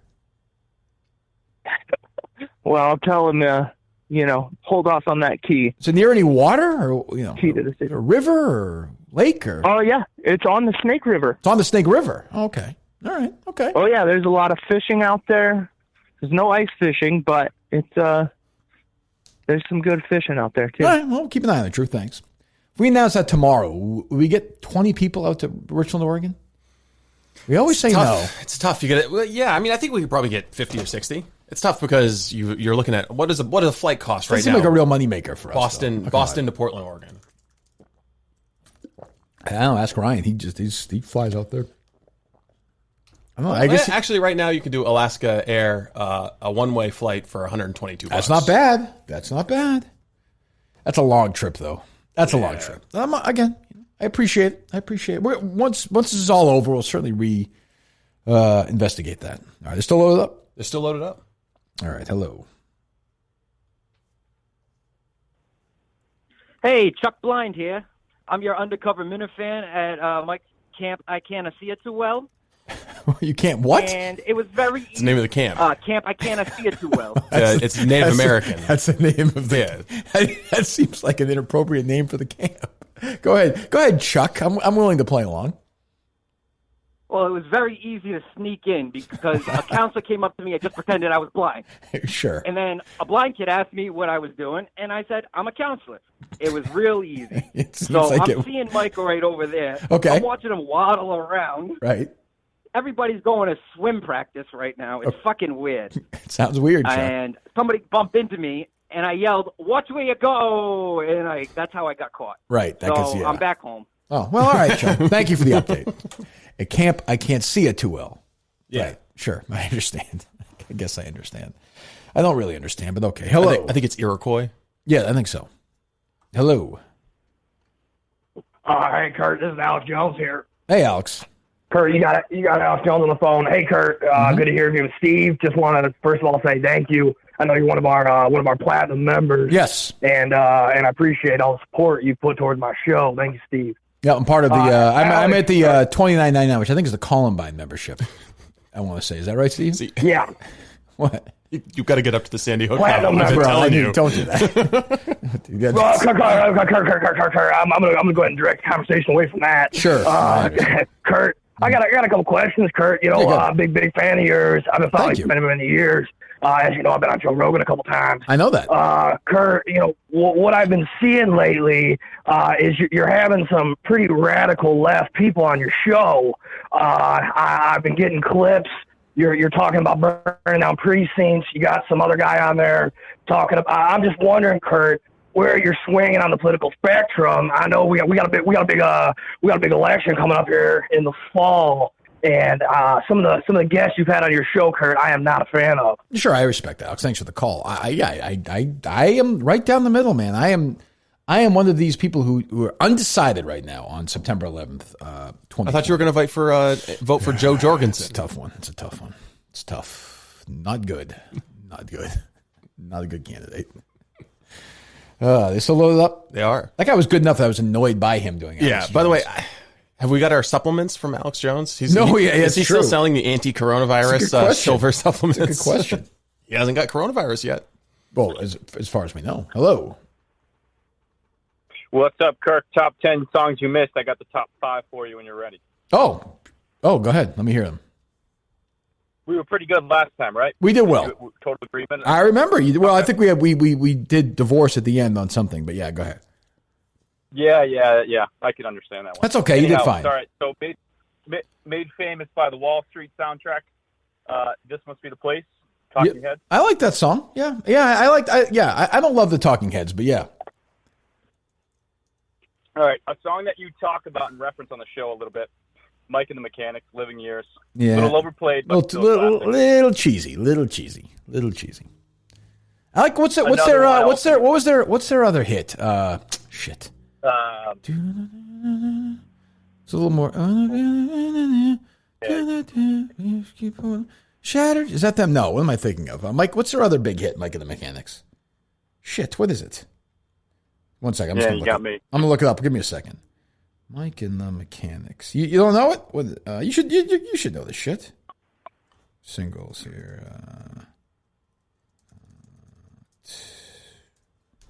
What is it? Silent Running? Oh no! No, that's not them. All right, go ahead. Another one, overplayed, but still good. I didn't think you have any Steve Winwood. Back in the Highlights again. I like Back in the High Life again. I didn't have any Steve Winwood on there. I don't think so. You're probably right. Yeah. Well, the problem with Steve Winwood is he had like this, like I hated Roll With It and shit like that. I hated that song. Go ahead. Oh yeah. I'm No Angel. Greg Allman. Close. 87. Yeah, that was considered, but that's like it's not a bad one. Yes, I don't have a problem with that one. Yeah, I do like Back in the High Life again. All right. I didn't have that on there. I should have had that. That's a good one. I should have had that on there. I didn't have that there. No. Oh, that's a mistake. That's a mistake. No biggie. So the number one, we got the last one here. Mm-hmm. Every Little Kiss, Bruce Hornsby, 86. Yeah. Not for you? Nah, it's not bad though. Not bad. Good job. You're doing a good job. Keep it up. What'd you send me, Steve? I just sent you the front page of Drudge Report. Today? Yeah, right now. We got 10% of Oregon forced to flee. That'd be part of the fun for the show, though, if we did a live show. Don't you think? I was thinking more about your brother. Fuck him. Maybe we should do a live show like in the middle of one of these crazy Antifa riots. We just put the stage right up there and go. Yeah, we need guns. You got them. That's fine. Just leave Mike there for himself. Defend himself as we run away. It'd be like Aquaboggin, except for in the middle of a riot. Yeah, that'd be good, wouldn't it? It would. Except for we just attach body cams to him. That's true. All right, still loaded up? They're still loaded up? All right, hello. Hello, how's it going? It's going fine. Al here. Oh, okay, what's up, Al? Yeah, a couple things here.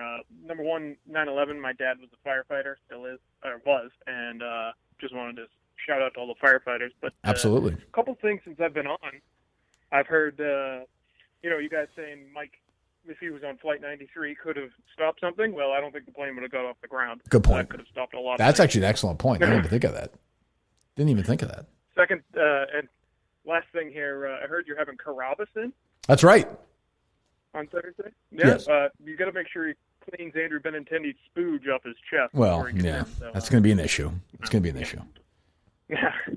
But, I just wanted to say, as a real blind person, Mike is going through some tough times. I went through it and just wished him the best. Okay. Why did you do that? We've had enough of that. Yeah, I agree. Hey, guys, what's going on? It's Alex Jones again. Can you hear me? Look like Alex had lost some steam. It takes some real confidence to hear someone do your bit while you're on hold. I'm going to try it again. Nah, I got this. Jesus Christ. Well, all right. They're loaded up, I imagine? They are. Great. Hello. Hello? Hello? Yes. What's up? Kirk, it's been a while. Yes, it has. How are you? Yeah, it's Tom Glavine. Oh, Jesus. Tom, how are you? I haven't seen you in a long time. We both grew up in the same town, as you know. Yeah. Yeah, I know. Jesus, remember all those street hockey games we played? I think you can still have my stick. Yeah, I know. We didn't. But yeah, but you dated a girl in high school who worked at the concession stand at the place where I took my skating lessons. I do remember that. Yeah, you remember. Shit, yeah, I had no idea. You remember her, yeah. Yeah. She's Yeah, cute, me, you, the D-Star Senior boys, we really tore it up out there in the whole place. Yeah, I mean, you're 10 years older than me or so, but yeah, sure. Who can forget? Yeah. What's up, Tom? Yeah, so speaking of Big Cat, yeah, we weren't talking about that, but I just wanted to reiterate that Yak Show is criminally overrated. I don't even know if that show has an identity. Why, Tom Glavine, are you so passionate about the Yak Show? I don't give it much thought. Well, I like those guys.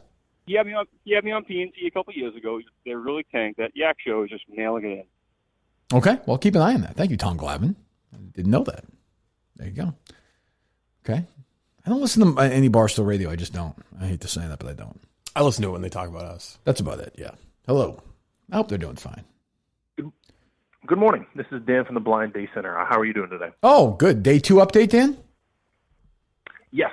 I know you're very interested in getting into the family history, but before we do, I have Mike's physical results. Okay. I just wanted to preface that it's not very good.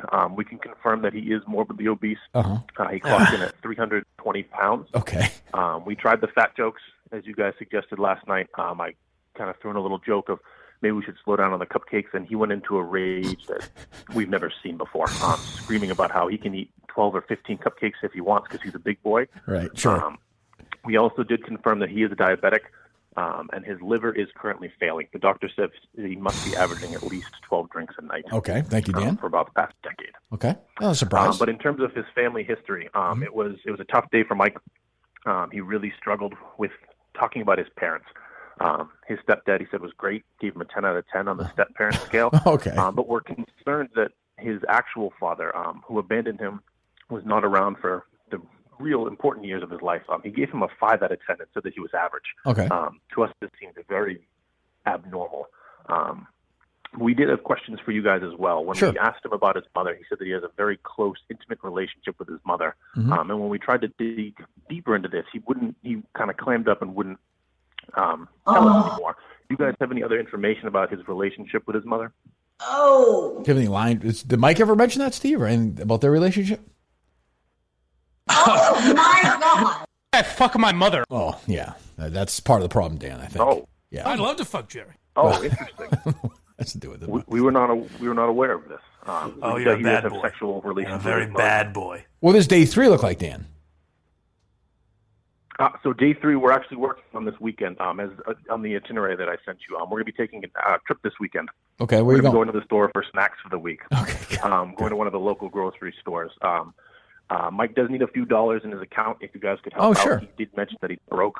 Yeah. We went over the rules for the trip. No candy, no junk food for snacks. He did throw a pretty big tantrum about that. I could see that. But we solved it pretty quickly. We gave him a juice box, got his blood sugar back up. Oh, good. Good to go after. Oh, good, Dan. All right. Well, yeah, keep us updated. Thanks for the call. Yeah, I think we'll. I'm sure the Minute fans will raise more money for him like they did the last couple of times. You know, hopefully that'll work out. Well, thank you, Dan. All right, who's up next? Hey guys. Sometimes the sequel's not as good as the original. What can you do? What's up? I'm assuming you already did a Skip Bayless slander. We certainly did. Do you know the story of him calling Troy Aikman gay? Yes, I actually discussed that as well today. Yeah, he's a fucking nut job. He is. Well, we get into it. Thank you for the call. We get into it in some detail today. So, yes. Thank you. I love somebody who sounds like that, thinking they know something I don't. Insulting to me, but hey, what can you do? Hello. Hey, good morning, Kirk. Good morning. I had a question for you, and I know you're not the biggest NFL guy, but does anything about this season interest you, or any storylines or anything like that? I mean, I suppose I like. It'll be interesting for me. I will watch some of Brady and Breeze. It'll be interesting to see Brady in a different uniform playing. That's interesting to me for like a couple of weeks. And I will be interested to see how Belichick does this year. I'll also be interested to see how Cam Newton does as a Patriots quarterback. That's what I mean. Yeah. Those are the two storylines, I think. Yeah, I don't really care about anything else. I mean, we talked about it earlier. None of the kneeling, the politics, none of that. I don't care. I am rooting for the Patriots this year because I actually like Belichick more than Brady, so I'm rooting for the Patriots this year. Like I want Belichick. Yeah, because I hate. I just don't like him. But it's not even his fault. It's more my own fucking lunacy. But I am hoping that I think if Belichick could ever go 11-5, 12-4 without Brady, I think that would go a long way. You know, because I do think there's part of Belichick that wants to do this without Brady. I mean, he's been for the last couple of years. Yeah, well, he wants to say that he won without him, and that's probably why he brought in Jimmy G to begin with. I don't know if that's exactly what happened. The Jimmy G. No, I do not. I do not. Thank you for the call. I do not. And I want to see if the Cowboys can win the NFC East with a weakling at quarterback. They're America's team, which will help. Yeah. I think when the game starts, it certainly helps their America's According to team. Skip, they can't win now because of the weakness that Dak has shown. That's true. That's what I'm saying. Are they still loaded up? They are. They are. Good morning, Kirk. Hello. Good morning, Kirk. Hello? You there? I remain here. Hello. I'm not going anywhere. Why would I not be here? Hi, I got a quick question. Okay. I got a quick question for you. Better 90s movie Psycho. Gary Oldman in The Professional or John Malkovich in The Line of Fire? Oh, come on.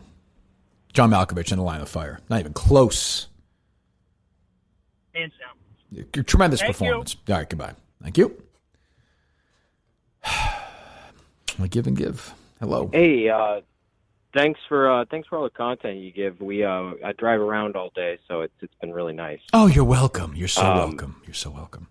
I do it for free. Thank you so much. I do it for free. So you had talked about maybe doing a top 100 movies list after you did your music list. What are your thoughts on that? I'll get there eventually. Is it coming soon? I had a break for a while. And would it be? Well, you got a journal now, so you can keep your notes. Would it be top 180 movies? 80s Yes. movies? Yes. Or just top 100 80s. movies overall? 80s. I'm focusing on the 80s. Okay. 80s. Okay. 80s. Sweet.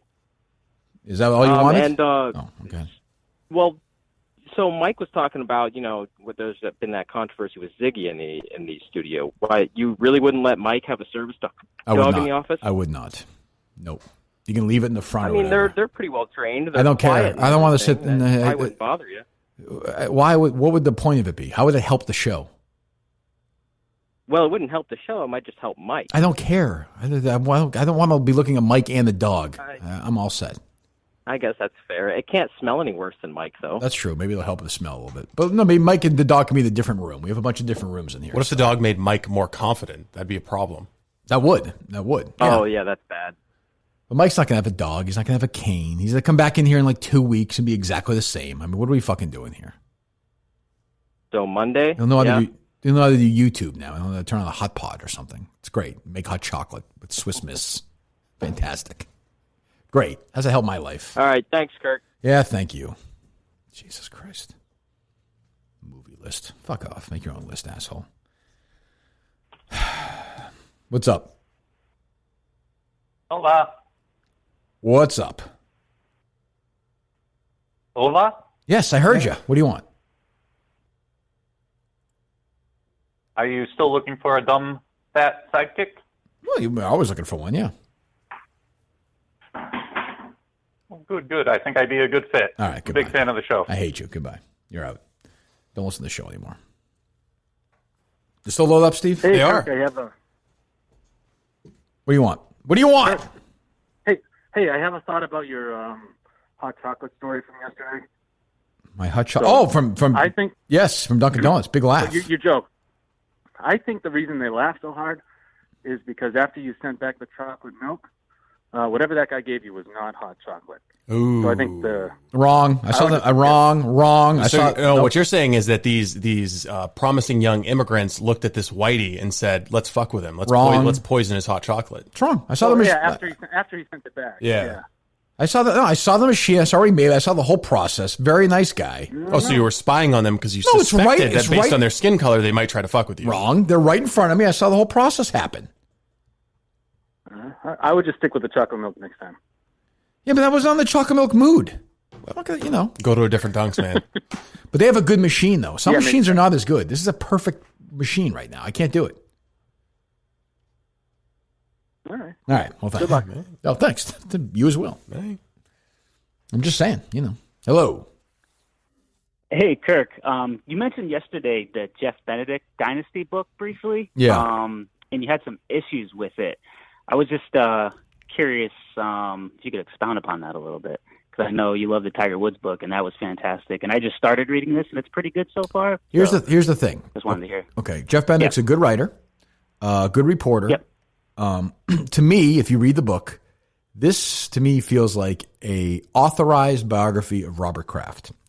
Everything Robert Kraft, and I like. Let me be very clear. There are times where Bob Kraft, Robert, whatever. Mr. Kraft, whatever, has reached out to me when I've been going through stuff. I like him. I like his son, Jonathan. I like Stacey James. They're the one organization that's always been awesome to me. So if Robert Kraft wants someone to write a flattering book about him, go with God. I'm not getting in the way of that. But this is every story in this book. Bob Kraft looks great. Parcells looks dumb. Politicians in Connecticut look dumb. Politicians in Massachusetts look dumb. Belichick looks dumb occasionally. These decision makers look bad, and Kraft always comes out smelling like the rose every single time. So I think Kraft was Benedict's big source on this, and gave him access to talk to everybody. So I just look at the book as totally biased. It's fine if you're a fan of the Patriots dynasty. It's a good read. And my other issue is at the end of the book in the after when he's thanking people.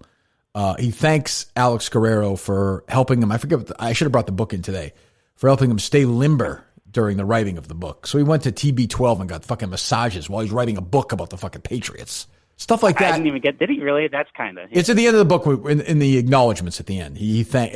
I see stuff like that. I'm like, It's compromised. It's at its core compromised. And I know I have a hard on for TB to Guerrero and all. I get that, but like if you're a Patriots fan, it's a breezy, like fine read. You'll like it just fine. But the Tiger Woods book is 50 times better.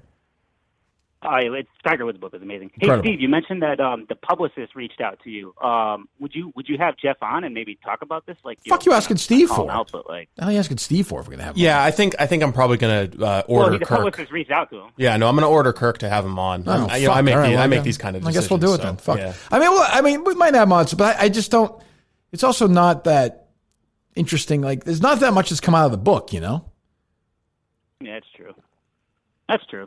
Yeah. Except for the beginning, I mean, with Kraft buying the team, that was pretty interesting. Yeah, but I knew a lot of that stuff. But go ahead. You don't really talk about the Asbury Park Springsteen album all that often. I just not my favorite. Got into it. I'm a newer Springsteen fan because of you, but the Spirit in the Night song is good song. Fucking incredible. Good song. I can't get enough of it. No. Yeah, it's got those early ones. The first two Bruce ones have that real. He's talked about this, a real Van Morrison kind of jazzy vibe to it. Yeah, and especially Spirit in the Night. Yeah, it's not my, and I like that song. But it's not; those are not my favorite records. No, but there's some good stuff on it. But yeah, well, thank you.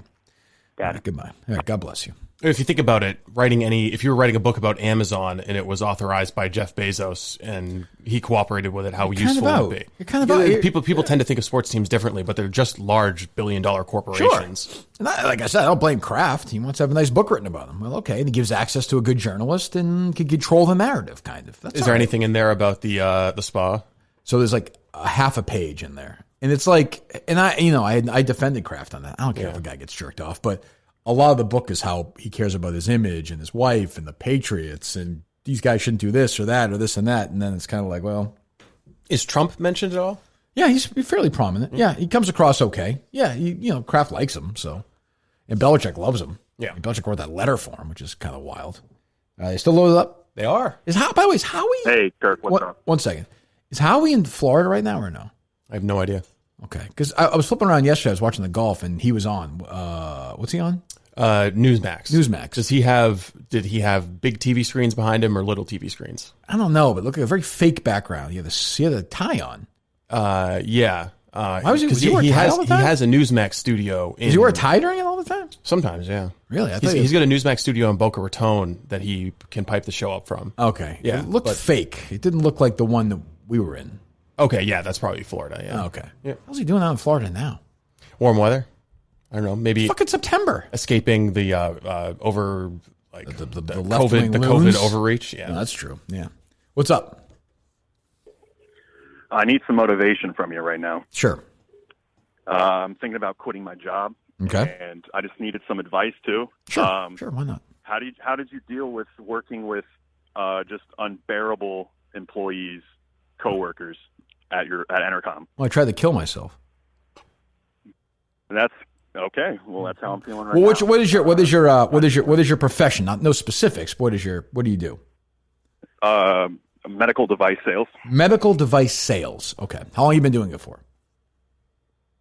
Coming up on a year. Started right when I graduated college. Okay. So you're young. All right. Do you have significant student loans? Yeah, I do have forgiven student loans. Okay. Living at home? No, not living at home. All right. So some financial duress a little bit. Do you have a potential prospect if you quit right now? No plans. Just hate my life currently. Okay. What do you hate about your life specifically? Just my fucking coworker is just unbearable. What bothers you? What bothers you about them? They're just miserable. I'm miserable. They make everyone around them miserable. It's just an environment I don't want to be in. Okay. Well, I'll tell you, life is too short. Quit. You can always find another job. Okay. You want me to go walk in right now and just quit? Yeah. I would actually take a different angle. I would try to get yourself fired yeah, so that you can collect unemployment that's for a true little too. while. You could do that. You could do that. There might be another round of benefits coming. What's that? With my surgeons. Hmm? I can start committing some malpractice with my surgeons. That's not going to help you. I wouldn't do that. I wouldn't do that. Steve's always looking at the bottom line. He's always looking at the almighty dollar. I'm looking at your mental health and happiness. Get yourself out as soon as you can. Quit. Just quit. Go take a dump on your shitty coworker's desk. They're not going to. I don't think you want to do that for professional. You get fired. What about your next job? You raise an interesting point. I mean, what about the legal aspects of this? Maybe there's an easier way to get yourself fired, but I'm just saying it's a tough economy out there. You're saying, selling medical devices. It's maybe not. Maybe it's an easy time for that. I don't know. Is business good right now? Do you have like a coronavirus detector medical device that you're selling? That'd be good to have. No, we sell orthopedic implants. So I stand in the operating room all day with surgeons and have to listen to them bitch and moan. It sounds awful. Go quit. Okay, we'll do. Thank you, Kirk. All right, give me an update. I love you too, buddy. Give me an update next week. Good luck. I got to quit his job. Playing God. No job prospects. Hey, go quit. Money grows on trees. Go find a money tree. Do what I do, okay? I get up every day. I'm like Skip Bayless. I get up. I fight. Yeah, no, I was just thinking Skip says that guy's a pussy. Total pussy. Guy does not sound happy, though. Jesus. No, it does not. Hello. Kirky. You still loaded up, Steve? They are. I wonder what Copperdoodle's doing this week.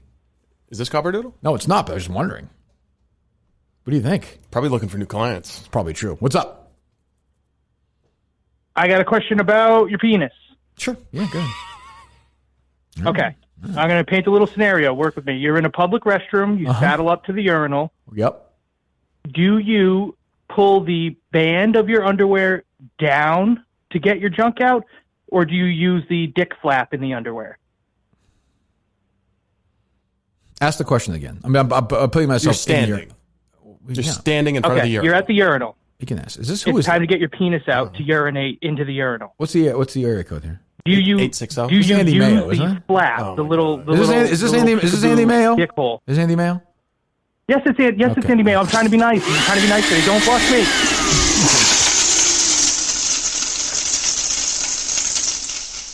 Even the abortion doctor was like, we can't, with the moles and keep them alive, we can't. We just kept hacking and hacking and hacking. I'm sorry, man. We can't. You have to raise this thing. Nancy, get the shop vac. Well, I'll tell you a story. So when I lived in Billerica, the first couple of years, I went to a Catholic school, St. Margaret's in Lowell. And my first day of school there in first grade, I didn't know any better. I went to take a piss at the urinal. I was still at that age where I pulled my pants all the way down. Yeah. The kid next to me I thought was like this giant adult. He was probably 9. He was probably in third grade, like Harry's age now. Looked at me. He was like, what are you doing? What are you, stupid? That taught me that. That's what I mean. Sometimes bullying is a good thing. I never did that again. I am I pull the underwear. Like I put my penis and balls over the underwear. Yeah, of course. You do that I think too, that's right? pretty normal, yeah. Like, why would I go through that flap? I don't want this to kick off a whole night, but I mean, like, why? Sometimes if like when I was at basketball practice in high school, it would be pull the shorts up. You mean like and down the leg hole? Like this, you mean? Yes. Yeah, I do. Yeah. I do that when I do it running sometimes, yeah. but that is the urinal. You have some time. The little flap on the underwear seems like a vestigial structure, like a throwback to a quieter time. I suppose. Yeah, that's why I wear my Tommy John. That's why I love them. But yeah, if you're in a rush, but if you're at a urinal, you're in no rush. It's sort of luxurious. Yeah. All right, they're still loaded up. They are. See how I knew who that was right away, though. Mm-hmm. You're pretty good at voices. I kind of recognized it. Yeah. Hello. Shalom, Kirk. It's the Candyman. Hello. How are you? You know, it took a real chutzpah for Blind Mike to come out of the closet this week. Muzzle tov. So what happened? Muzzle tov to the Dandy Man. I don't think that's what happened, but okay. Yes. Yeah.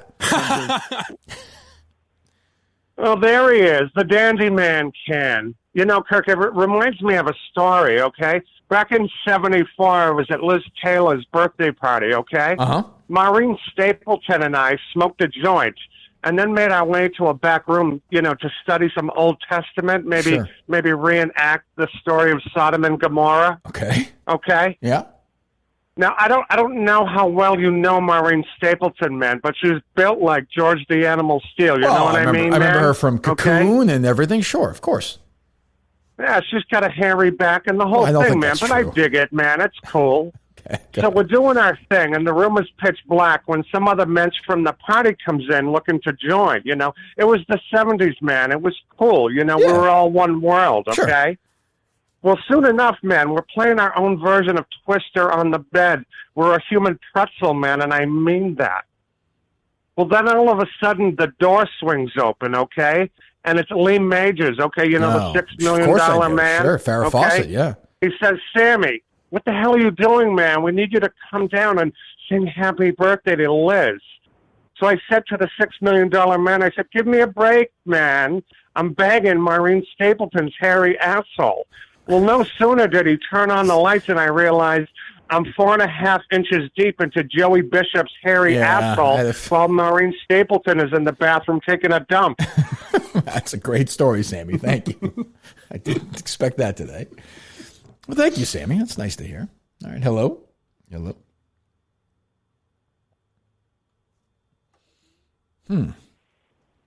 Good morning. Hey, good morning. What's up? Kirk. Mm-hmm.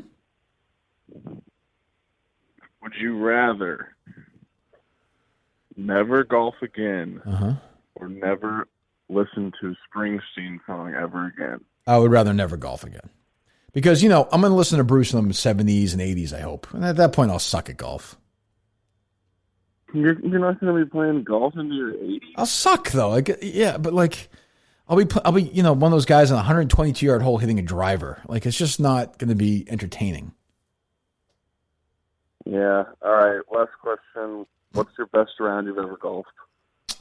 It had to be at Foxwoods, right? Well, yeah, I suppose, yes. You were putting pretty well. Technically, that's true. Probably the lowest score I ever had. I don't know. I mean, I've had some good rounds. Yeah. Hopefully my next one is my best one. Hopefully my next one is my best one. There you go. High energy from that guy. I liked it. They're still loaded up, Steve? They are. Wow, people didn't hang up on that guy called. Hello. Good morning. How you doing? Doing fine. Boxers or briefs? Okay, we're good. I need the bad. Give them both, Steve. Steve, give that guy both, would you please? We don't have the cancer one yet? What do you mean the cancer one? We wanted to have that one for Monday where you have cancer. We never didn't do it. Oh, no, I couldn't find one that wasn't just kind of funny or topical or clean. You could voice one for me. It's okay. Do we have any sound from I kind of like the sound, the idea of Mike, getting rid of a caller maybe next week with Mike's he has that sad moment in the show where he's I don't know, maybe I'm not doing the right thing here. You know what I'm talking about? He said that? Okay, yeah, I can go ahead. It's being fine. All right. Hello, what's up? Hey, Kirk? Yes, it is. This is Scott from Chicopee with the big balls. Okay. So I got a story for you. Okay. So and it was Are you writing that down, Steve, as a note?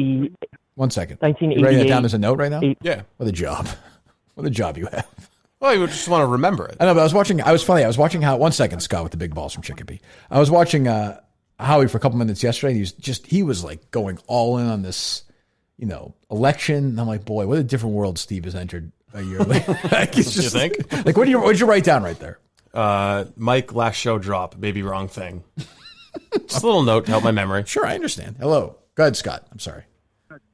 All right. So it was about 1988, 87, something like that. It was a nice summer day, and the birds were chirping. The house windows, the windows were down, and my mother tells me, "Hey, Scott, I'm going to the grocery store with Elaine, and I'll be back in half an hour."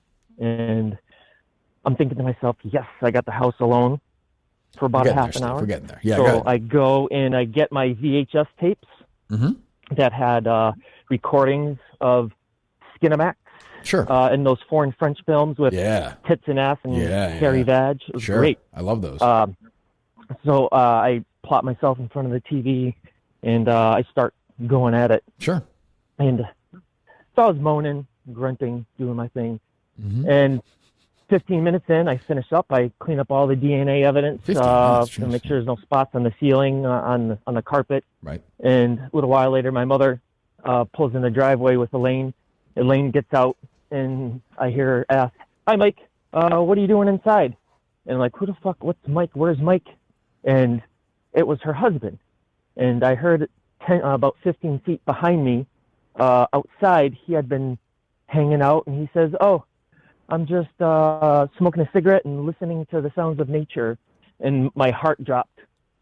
Great story, blood Scott. rushed to my face, and I ran into the room, and I didn't see him for like 10 years. Well, all right. You know, there you go. Holy fuck, get to the point. Yeah, I mean, we get it. You were masturbating and the guy saw it, I guess. God, they landed the planes faster on 9/11 than that guy did. That's Holy not nice, shit. Steve. That's not nice. Hello. Hello. You seem nervous, too. What's up? Hey, so yesterday someone called in about doing a live show in Pennsylvania out near Pittsburgh. Yep. I got a much better place. Okay, but people are into this, Steve. Lewisburg, Pennsylvania.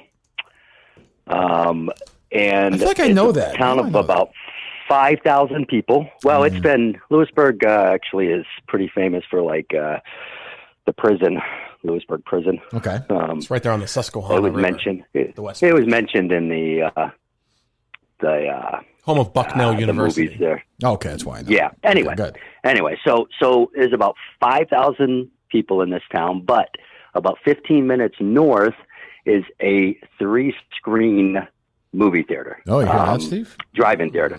Drive-in theater. Okay. The Pike Theater. So if you look that up, and then not only that, I have Amish friends that I can get horse and buggy rides for the Minifans. Wait a minute. Hold on. Now we're talking my game here. Is this Pike Theater? I figure you like is that. Is this Pike Theater open? The Pike Theater? I don't know. Well, that's kind of an issue. I looked it up. I looked it up. Are you looking it up now? I'm looking up currently. You know me well enough. Screen 1, tenant. So, yes, we're in business here. Yeah, it's open. So here's the question I would ask. There you go. Is when do you... So you're telling me that Kirk Minihane can get in the Minifans, we can get horse and buggied into the drive-in movie theater. Or I can maybe even, for the start of the show, be horse and buggied in by an Amish family. Oh, I'd have to find out about that. And the Is he going to have to? would be... Is he going to have to give up his cell phone? Can he have a piece of technology in his pocket? Do I have to have one of those beards? I don't want one of those beards. Oh, absolutely. They'll be happy. They'll actually probably ask you to make phone calls for them. Yeah, the Amish people, man, they play fast and loose. Yeah, they're not like the Mennonites. No, I've seen them in like grocery stores and stuff. Some of them are shaky. That's all I'm gonna say. So disparage the Amish people right before we're looking for their support. That's a good point. So Lewisburg, Pennsylvania. So you're saying the Amish will be? We can maybe convert them into Minifans. Oh, I think there's a few of them we can. Yeah. Do you think I'm intrigued by this? The Amish always intrigue me. Do you think that Mike would have an easier go of being Amish? Maybe. He wouldn't have to deal with technology. I don't know. They might shame him. You gotta work though. Get out there in those fields. Yeah, you Amish might get people lost. work, man. They work. Mike's Although attitude. that would be, we could record that. That would be fun to watch. I mean, you know what? Him walking around. Yeah, you've intrigued me. Well, here's the question: will the drive-in movie theaters?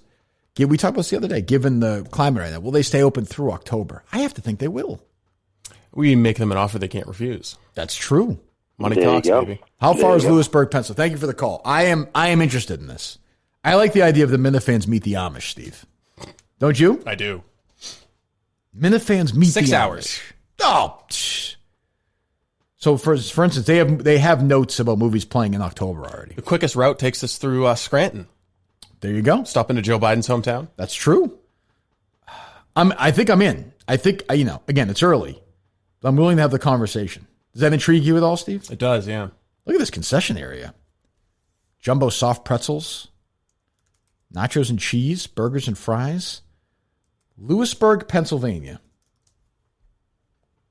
Lewisburg, PA. I'm in. Right now, I think I might be in on this. It's probably close to Philly, right? Or no? No, it's kind of in the middle of the state. Oh, is it? Yeah. Okay. Lewisburg. That projector looks old. I saw that. I did see that. It does not look like a modern projector at all. I did see that's okay. All right. But, don't be, some nice hotels in the area. I see Hampton Inn right in town, Steve. He said it had 3 screens. I'm only seeing 1. Okay, well, I'm seeing 2. I see 2 on the sign, but I only see 1 screen. But Steve, look at you go to the website, they get the beautiful American flag in the background. Did you see that? The eagle? Ooh, well, I didn't realize they had an American flag. The bald eagle? I guess I have to be in then. Policy changes due to COVID. Let's see. Be implementing some. Probably 50%. Park at least 10 feet away. Face masks are not required, but if you leave that area to pick up food, you need it. Audio is broadcast in FM, high-profile vehicle. Oh, I guess maybe they do have 3 screens. Okay. Illegal drugs, alcohol, and fireworks prohibited. Well, we'll work through that. Let me see the photo page here. Okay, photos coming soon. I like that from a website in 2020. It's not an issue. They're on Twitter. Pike Drive-In, Montgomery, Pennsylvania. So they're usually $10 for an adult, $5 for a child.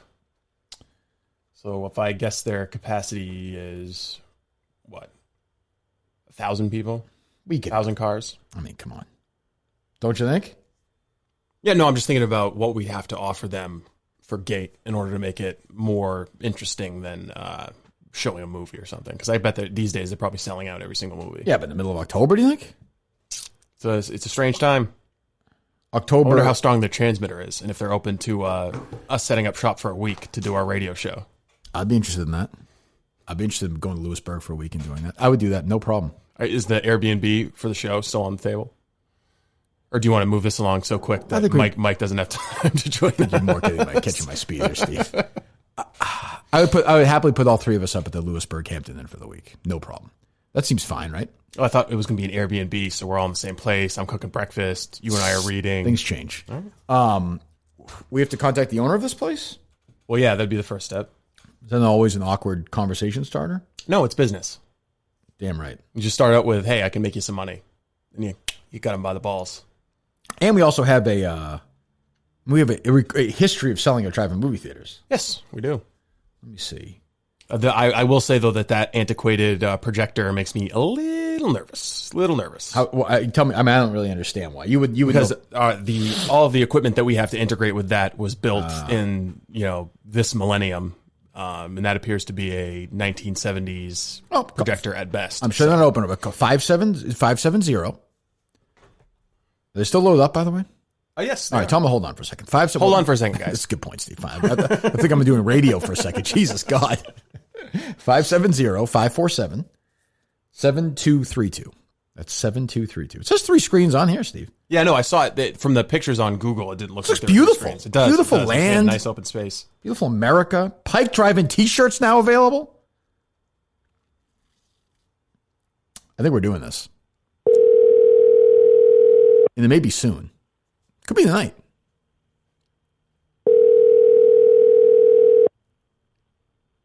Thank you for calling the Pike Drive-In Theater, located on Route 15 in Montgomery, PA. Okay, I like when they say when movies are playing, though. It's like the old days. It's for the Kane Brown Drive-In concert event taking place Saturday, September 26th. Ooh, they're already doing live events. That's going to increase the price. Ticketmaster.com. I don't think there's a lot of competition. If they're already doing live events, though, it'll increase the price. Movie plan this weekend, Friday, Saturday, and Sunday, September 11th, 12th, and 13th. Screen 1 is Christopher Nolan's Tenet, rated PG-13, followed by Unhinged. There you go. Okay, so we got to figure out a way to get this guy in the horn, though, on the blower. Yeah, you're on that. I'm on that. Does this intrigue you at all? It does, yeah. The Amish. I've been telling you, I like New York. They have a lot of the 3 screeners. Pennsylvania. Sorry, Pennsylvania, New York region. But I like the idea of a 3 screener. And the Metafans would go to Pennsylvania. It's a 6-hour drive for a fucking. They went to fucking Madawaska. True. It's just closer than Madawaska. That's a good point. And I mean, I like the Amish factor too. I like the Metafans integrating with the Amish. Don't you? It has the makings of not an international incident, but a cultural dust-up. Right. Yes, which I like. It has like bad local news stories written all over it. I'm telling you right now, I am circling. Somebody needs to send a letter to the Amish people and tell them to just kind of like keep their kids close. I am circling October 17th right now. Saturday, October 17th, Steve. Just so you know. Lewisburg, Pennsylvania. Saturday, October 17th. I'm not saying it's going to happen. I'm just saying that's what I got in my mind right now. Can we make that happen? We'll have to find out. Do our due diligence. It could be the case that their projector is so old that there's nothing that's going to happen. Unless we pre-record and print to it's not as exciting. A 3-foot tape. It's not as exciting. Somewhere in the theater, Kirk is sitting in his car alongside you. Sure, I have to go. I didn't even think of it that way. Yeah, it's true. Well, I'm in. So we'll see if we can make it happen. Hello. It's a nice drive, too. Hello, hey, Kirk. Yes. A little history about Lewisburg. It has ties to Jerry Sandusky. Oh.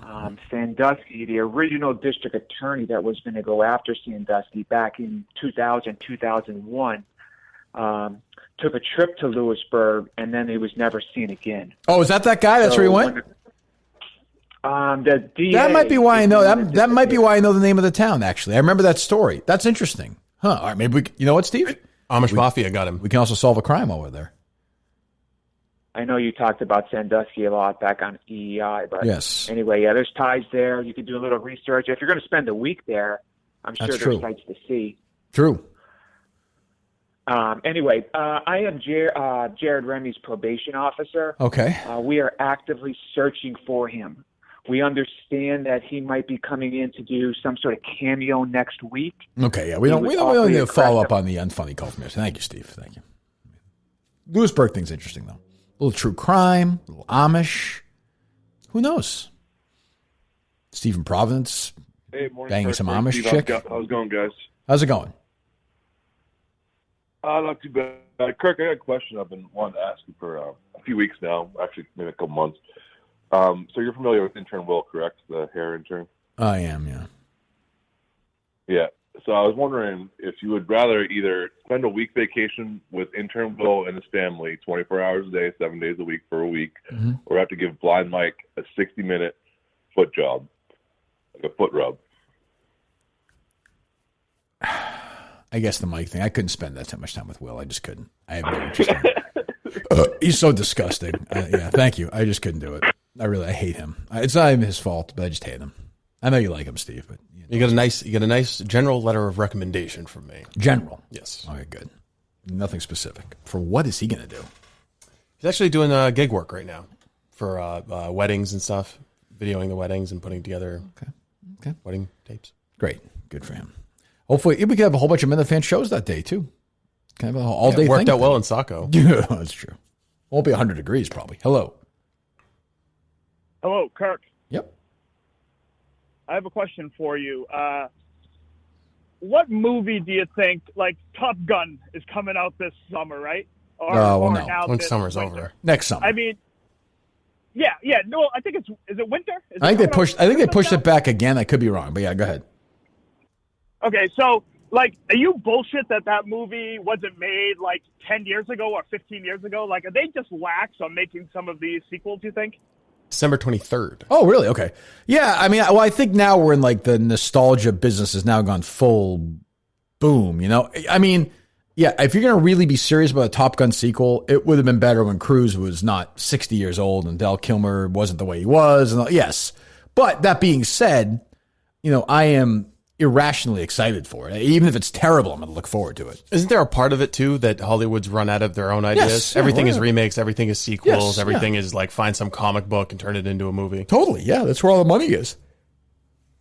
Right, but don't you feel like you've like heard that they were going to make a Top Gun sequel for years now? Yes. I mean, it just Yeah, it feels 30 years later or whatever. Sure, but I mean, but now I'm glad they hadn't because now I haven't seen it. So I'm excited for it. I am excited for Top Gun 2. I mean, once in a while, whether it's Creed or Cobra Kai, once in a while it actually works. You know, I don't know if this will be one of those instances. Maybe it'll suck. Who knows?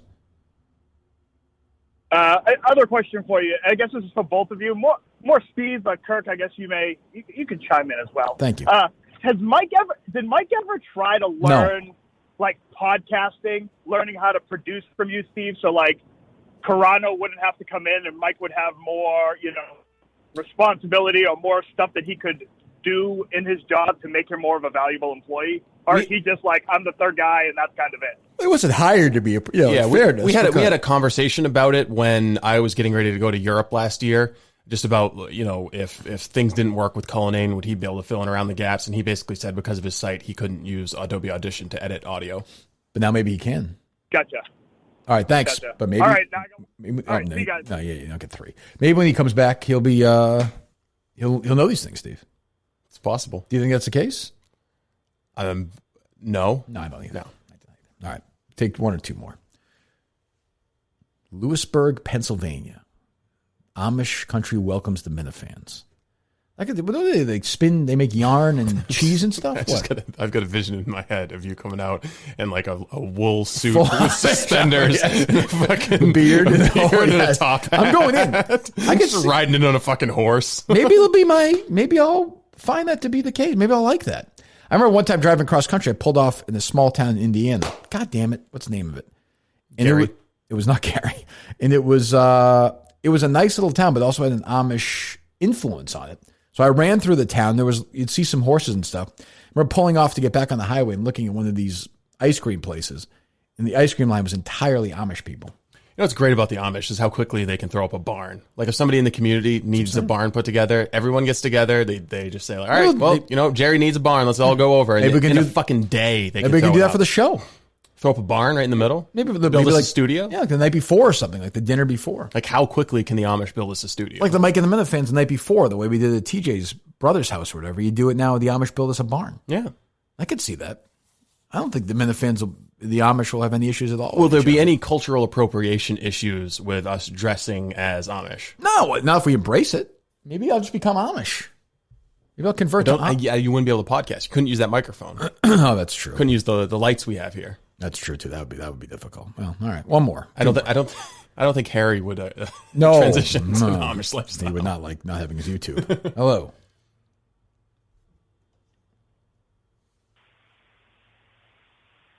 Hello. Kirk. Yes. Got a few things. Okay. First of all, that Picasso thing that you guys tweeted. I don't know if you remember that picture. I don't. Excellent T-shirt. Okay. Okay, well, it's a sketch of a guy sitting on a toilet wiping the way. That's funny. Was that our new guy doing that? What's his name? Dale? Harrison. Harrison. Oh, it's his name? Dale. That's my son's name. All right, hello. Um, Is kid okay or is he a so dick or I what? noticed that you... He's okay. All right. Yeah, go ahead. Hello? Yes, go ahead. I'm right here. You mentioned earlier that when you pee, you pull your balls out as well, and I would like to...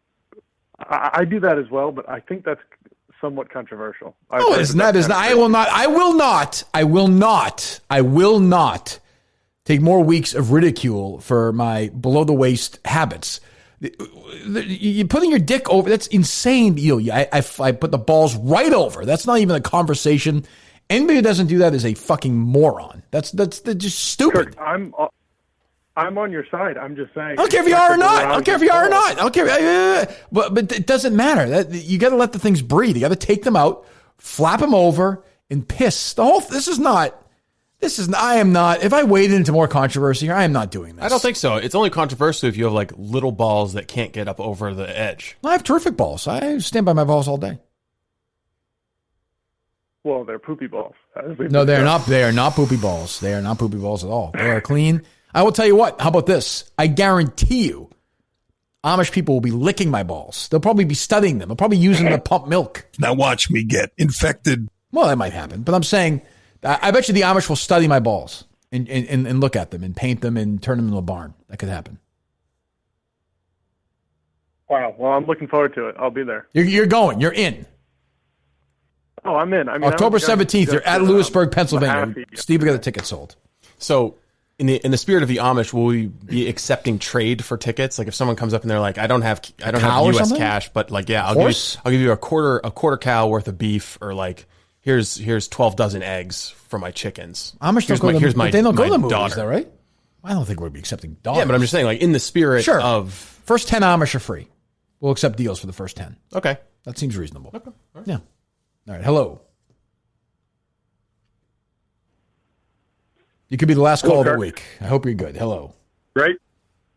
Listen, want to see if you can help me narrow down a cameo for my sister. She's delivering twins. She just turned 40. She's delivering twins, and we were big 80s fans growing up. Yep. And I've narrowed it down to Ernie Hudson, because we were big Ghostbusters fans, for 135. 135 for Ernie Hudson?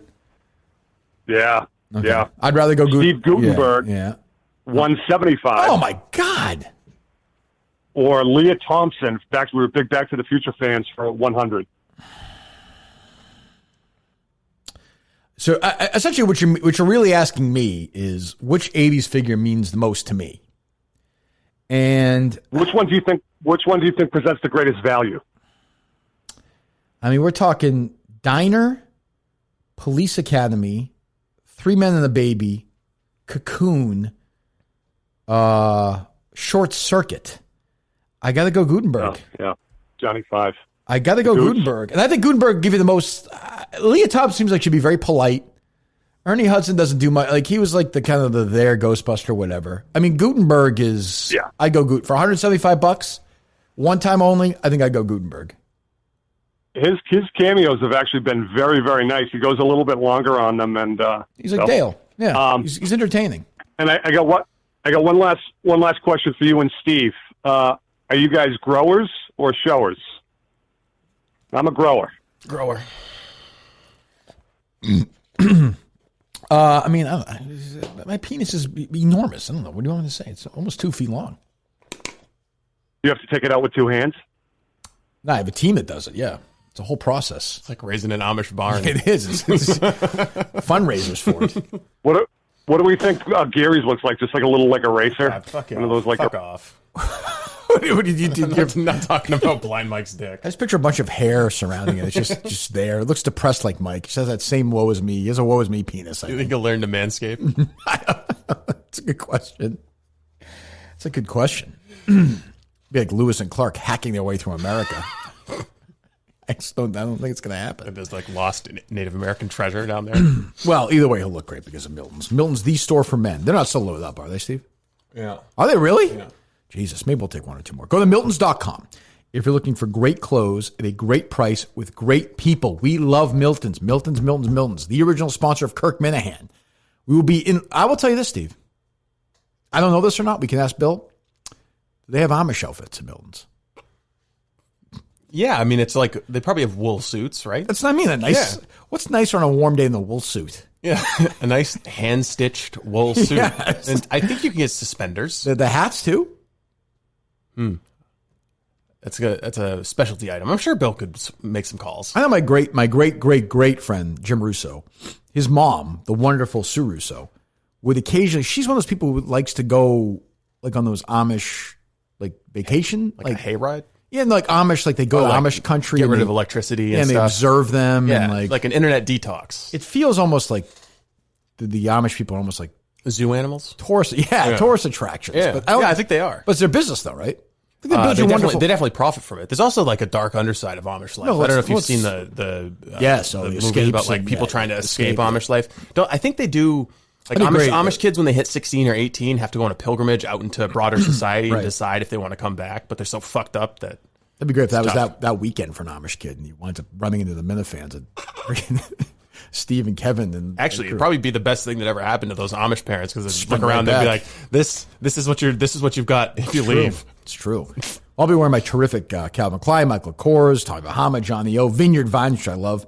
You get that only at Miltons.com at a great price, 75% off. Go to Miltons.com or go to South Shore Plaza, Braintree, Chestnut Hill Square, Chestnut Hill, or go to Miltons.com. So thanks to them at Bespoke Post and Tommy John for helping us out this week. We'll take 1 or 2 more, Steve, and call it a week here. Do you want to do any of the old 9/11 audio? Nah, everyone will hear it all day today. It's fine. I like there's a flashback of Joe Scarborough and Mika Brzezinski talking about how Trump, about a year before 9/11, wrote in his book that he was worried about a terrorist attack from Osama bin Laden. Oh, really? And they're like, oh, can you believe Donald Trump predicted 9/11? What didn't he know? And they're just like fucking gushing over this guy. Trump said he saw those people out the window celebrating that day, too. All right, well, hello. Hello. Hello. Hello. You guys were talking about the Amish, and so I may have missed something. I'm sorry if I did. I was calling. You were looking for information on Mahaffey, Pennsylvania yesterday. Pennsylvania's out. Mahaffey's gone. Not your fault, but not your fault by getting flushed. That's not your fault. I like when they keep talking. That's my favorite part of it. You can see him circling. Mahaffey. You see him floating away into the hole. No, Mahaffey's got a wonderful. And if they're like Mayo, there's a little marbleization as the mole rubs its way around. Aborting Mayo is one of the great, wonderful gifts that we've had being able to have a show. That and the priest. That's true. We did the border priest this week. Hello. Hello? Yes, hello. How's it going? Last Friday you were talking about Guns N' Roses. Roses. Fine. Thank you. And I was just wondering what your favorite Guns N' Roses song was. Either Patience or November Rain. I like I like a little softer Guns N' Roses, you know? Yeah, I hear that. That's about, in the same boat. Everybody all needs right, well, that was my some question. Just wanted to thank you. All right, no, you're welcome. Let's end strong, Steve. Who we got here? 203, you're up. What's up, Kirk? Huge Robert fan here. I was wondering if you ever read Killers of the Flower Moon. I did, and that's the one that they're Scorsese's making a movie of right now. Yeah, and I was thinking that Leo's going to star in it. Yes. It's going to qualify for the for an Oscar. I think it's before 2024, though. I think that's when the eligibility kicks in. I think it films in 2021. So it'll be close. I think it's going to be close. I think it's going to be his last movie. A bunch of Indians in it, and then Native Americans. Native Americans. Fucking racist. Jesus, thank you for the call. We can't have with a racist. Let's take one more. Any Amish want to call us? We should take some Amish calls on Monday, Steve. The phones. Oh, right. Can they yell at us from outside? I'm not certain, but I don't really think they could talk into the microphones. I think we might have to like steno them and then have an actor recreate. I haven't done this in a while. It's an old favorite for some of the listeners I know. Let me see here. Got to take one more call, Steve.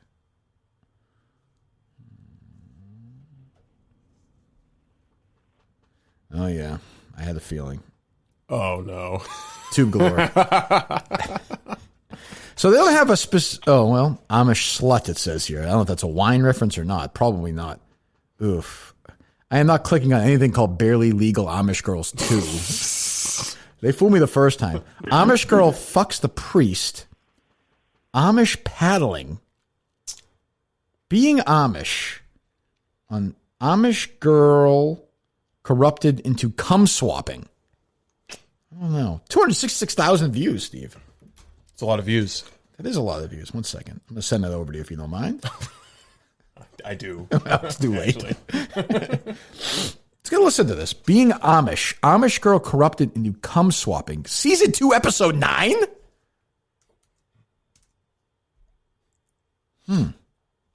Hello. What's going on?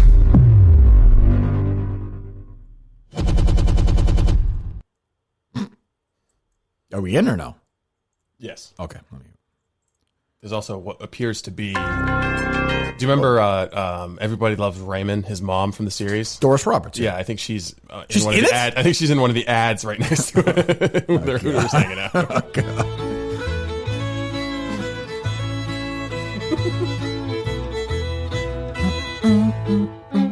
It's called Trading Places with Mackenzie Moss and Chloe Cherry. Oh, okay. Recently, I went to the big city as a rites of passage to see if That's what I we were wanted to talking about stay earlier. with the Amish community or break away. I was a little nervous, but excited. I stayed with this really cool and sophisticated city girl. She showed me all of these modern conveniences that they have here. Getting a little turned on. I'm not going to lie to you. It's pretty crazy. They have running water. You don't even have to go out. This is an to the Amish girl wells talking to right now? get it. Yeah. Okay. They She have seems very... She's wearing a little different bonnet and she's got like blue full covering contraption. You can heat up food in this weird box. She also has a nose ring. Is that cool in Amish? She seems very conversationally not that out Amish. here. And then Steve, do me a she favor. showed Would you this jump thing ahead in 2 her minutes to this room thing? that, Jump ahead a like, little bit. makes wind exposed. I really liked being in these English clothes. Does she talk the whole time? But Keep it jumping ended ahead. up getting me into trouble. Oh. Chloe's boyfriend came home early and he mistook me for Chloe. Uh-oh. And I guess how that could started happen. feeling me. Well, they're One both thing blonde. led to Sure. another, and things started getting a little heated. He's getting ready to eat her asshole. Is he really? But I liked Oh, it. he's dead. He's deep. She was making coffee. Is there lighting in that place or no? Yeah. Is that anti-Amish? Seems like well, it's the rite of passage. She gets clemency from the rules. Marty, tell me what's going on right now. He's eating their asshole. She was just trying to make some coffee, and he just walks in and thinks it's his girlfriend. And starts eating ass. That seems unusual. What else going on now, then, Marty? Any updates? Little finger bang there.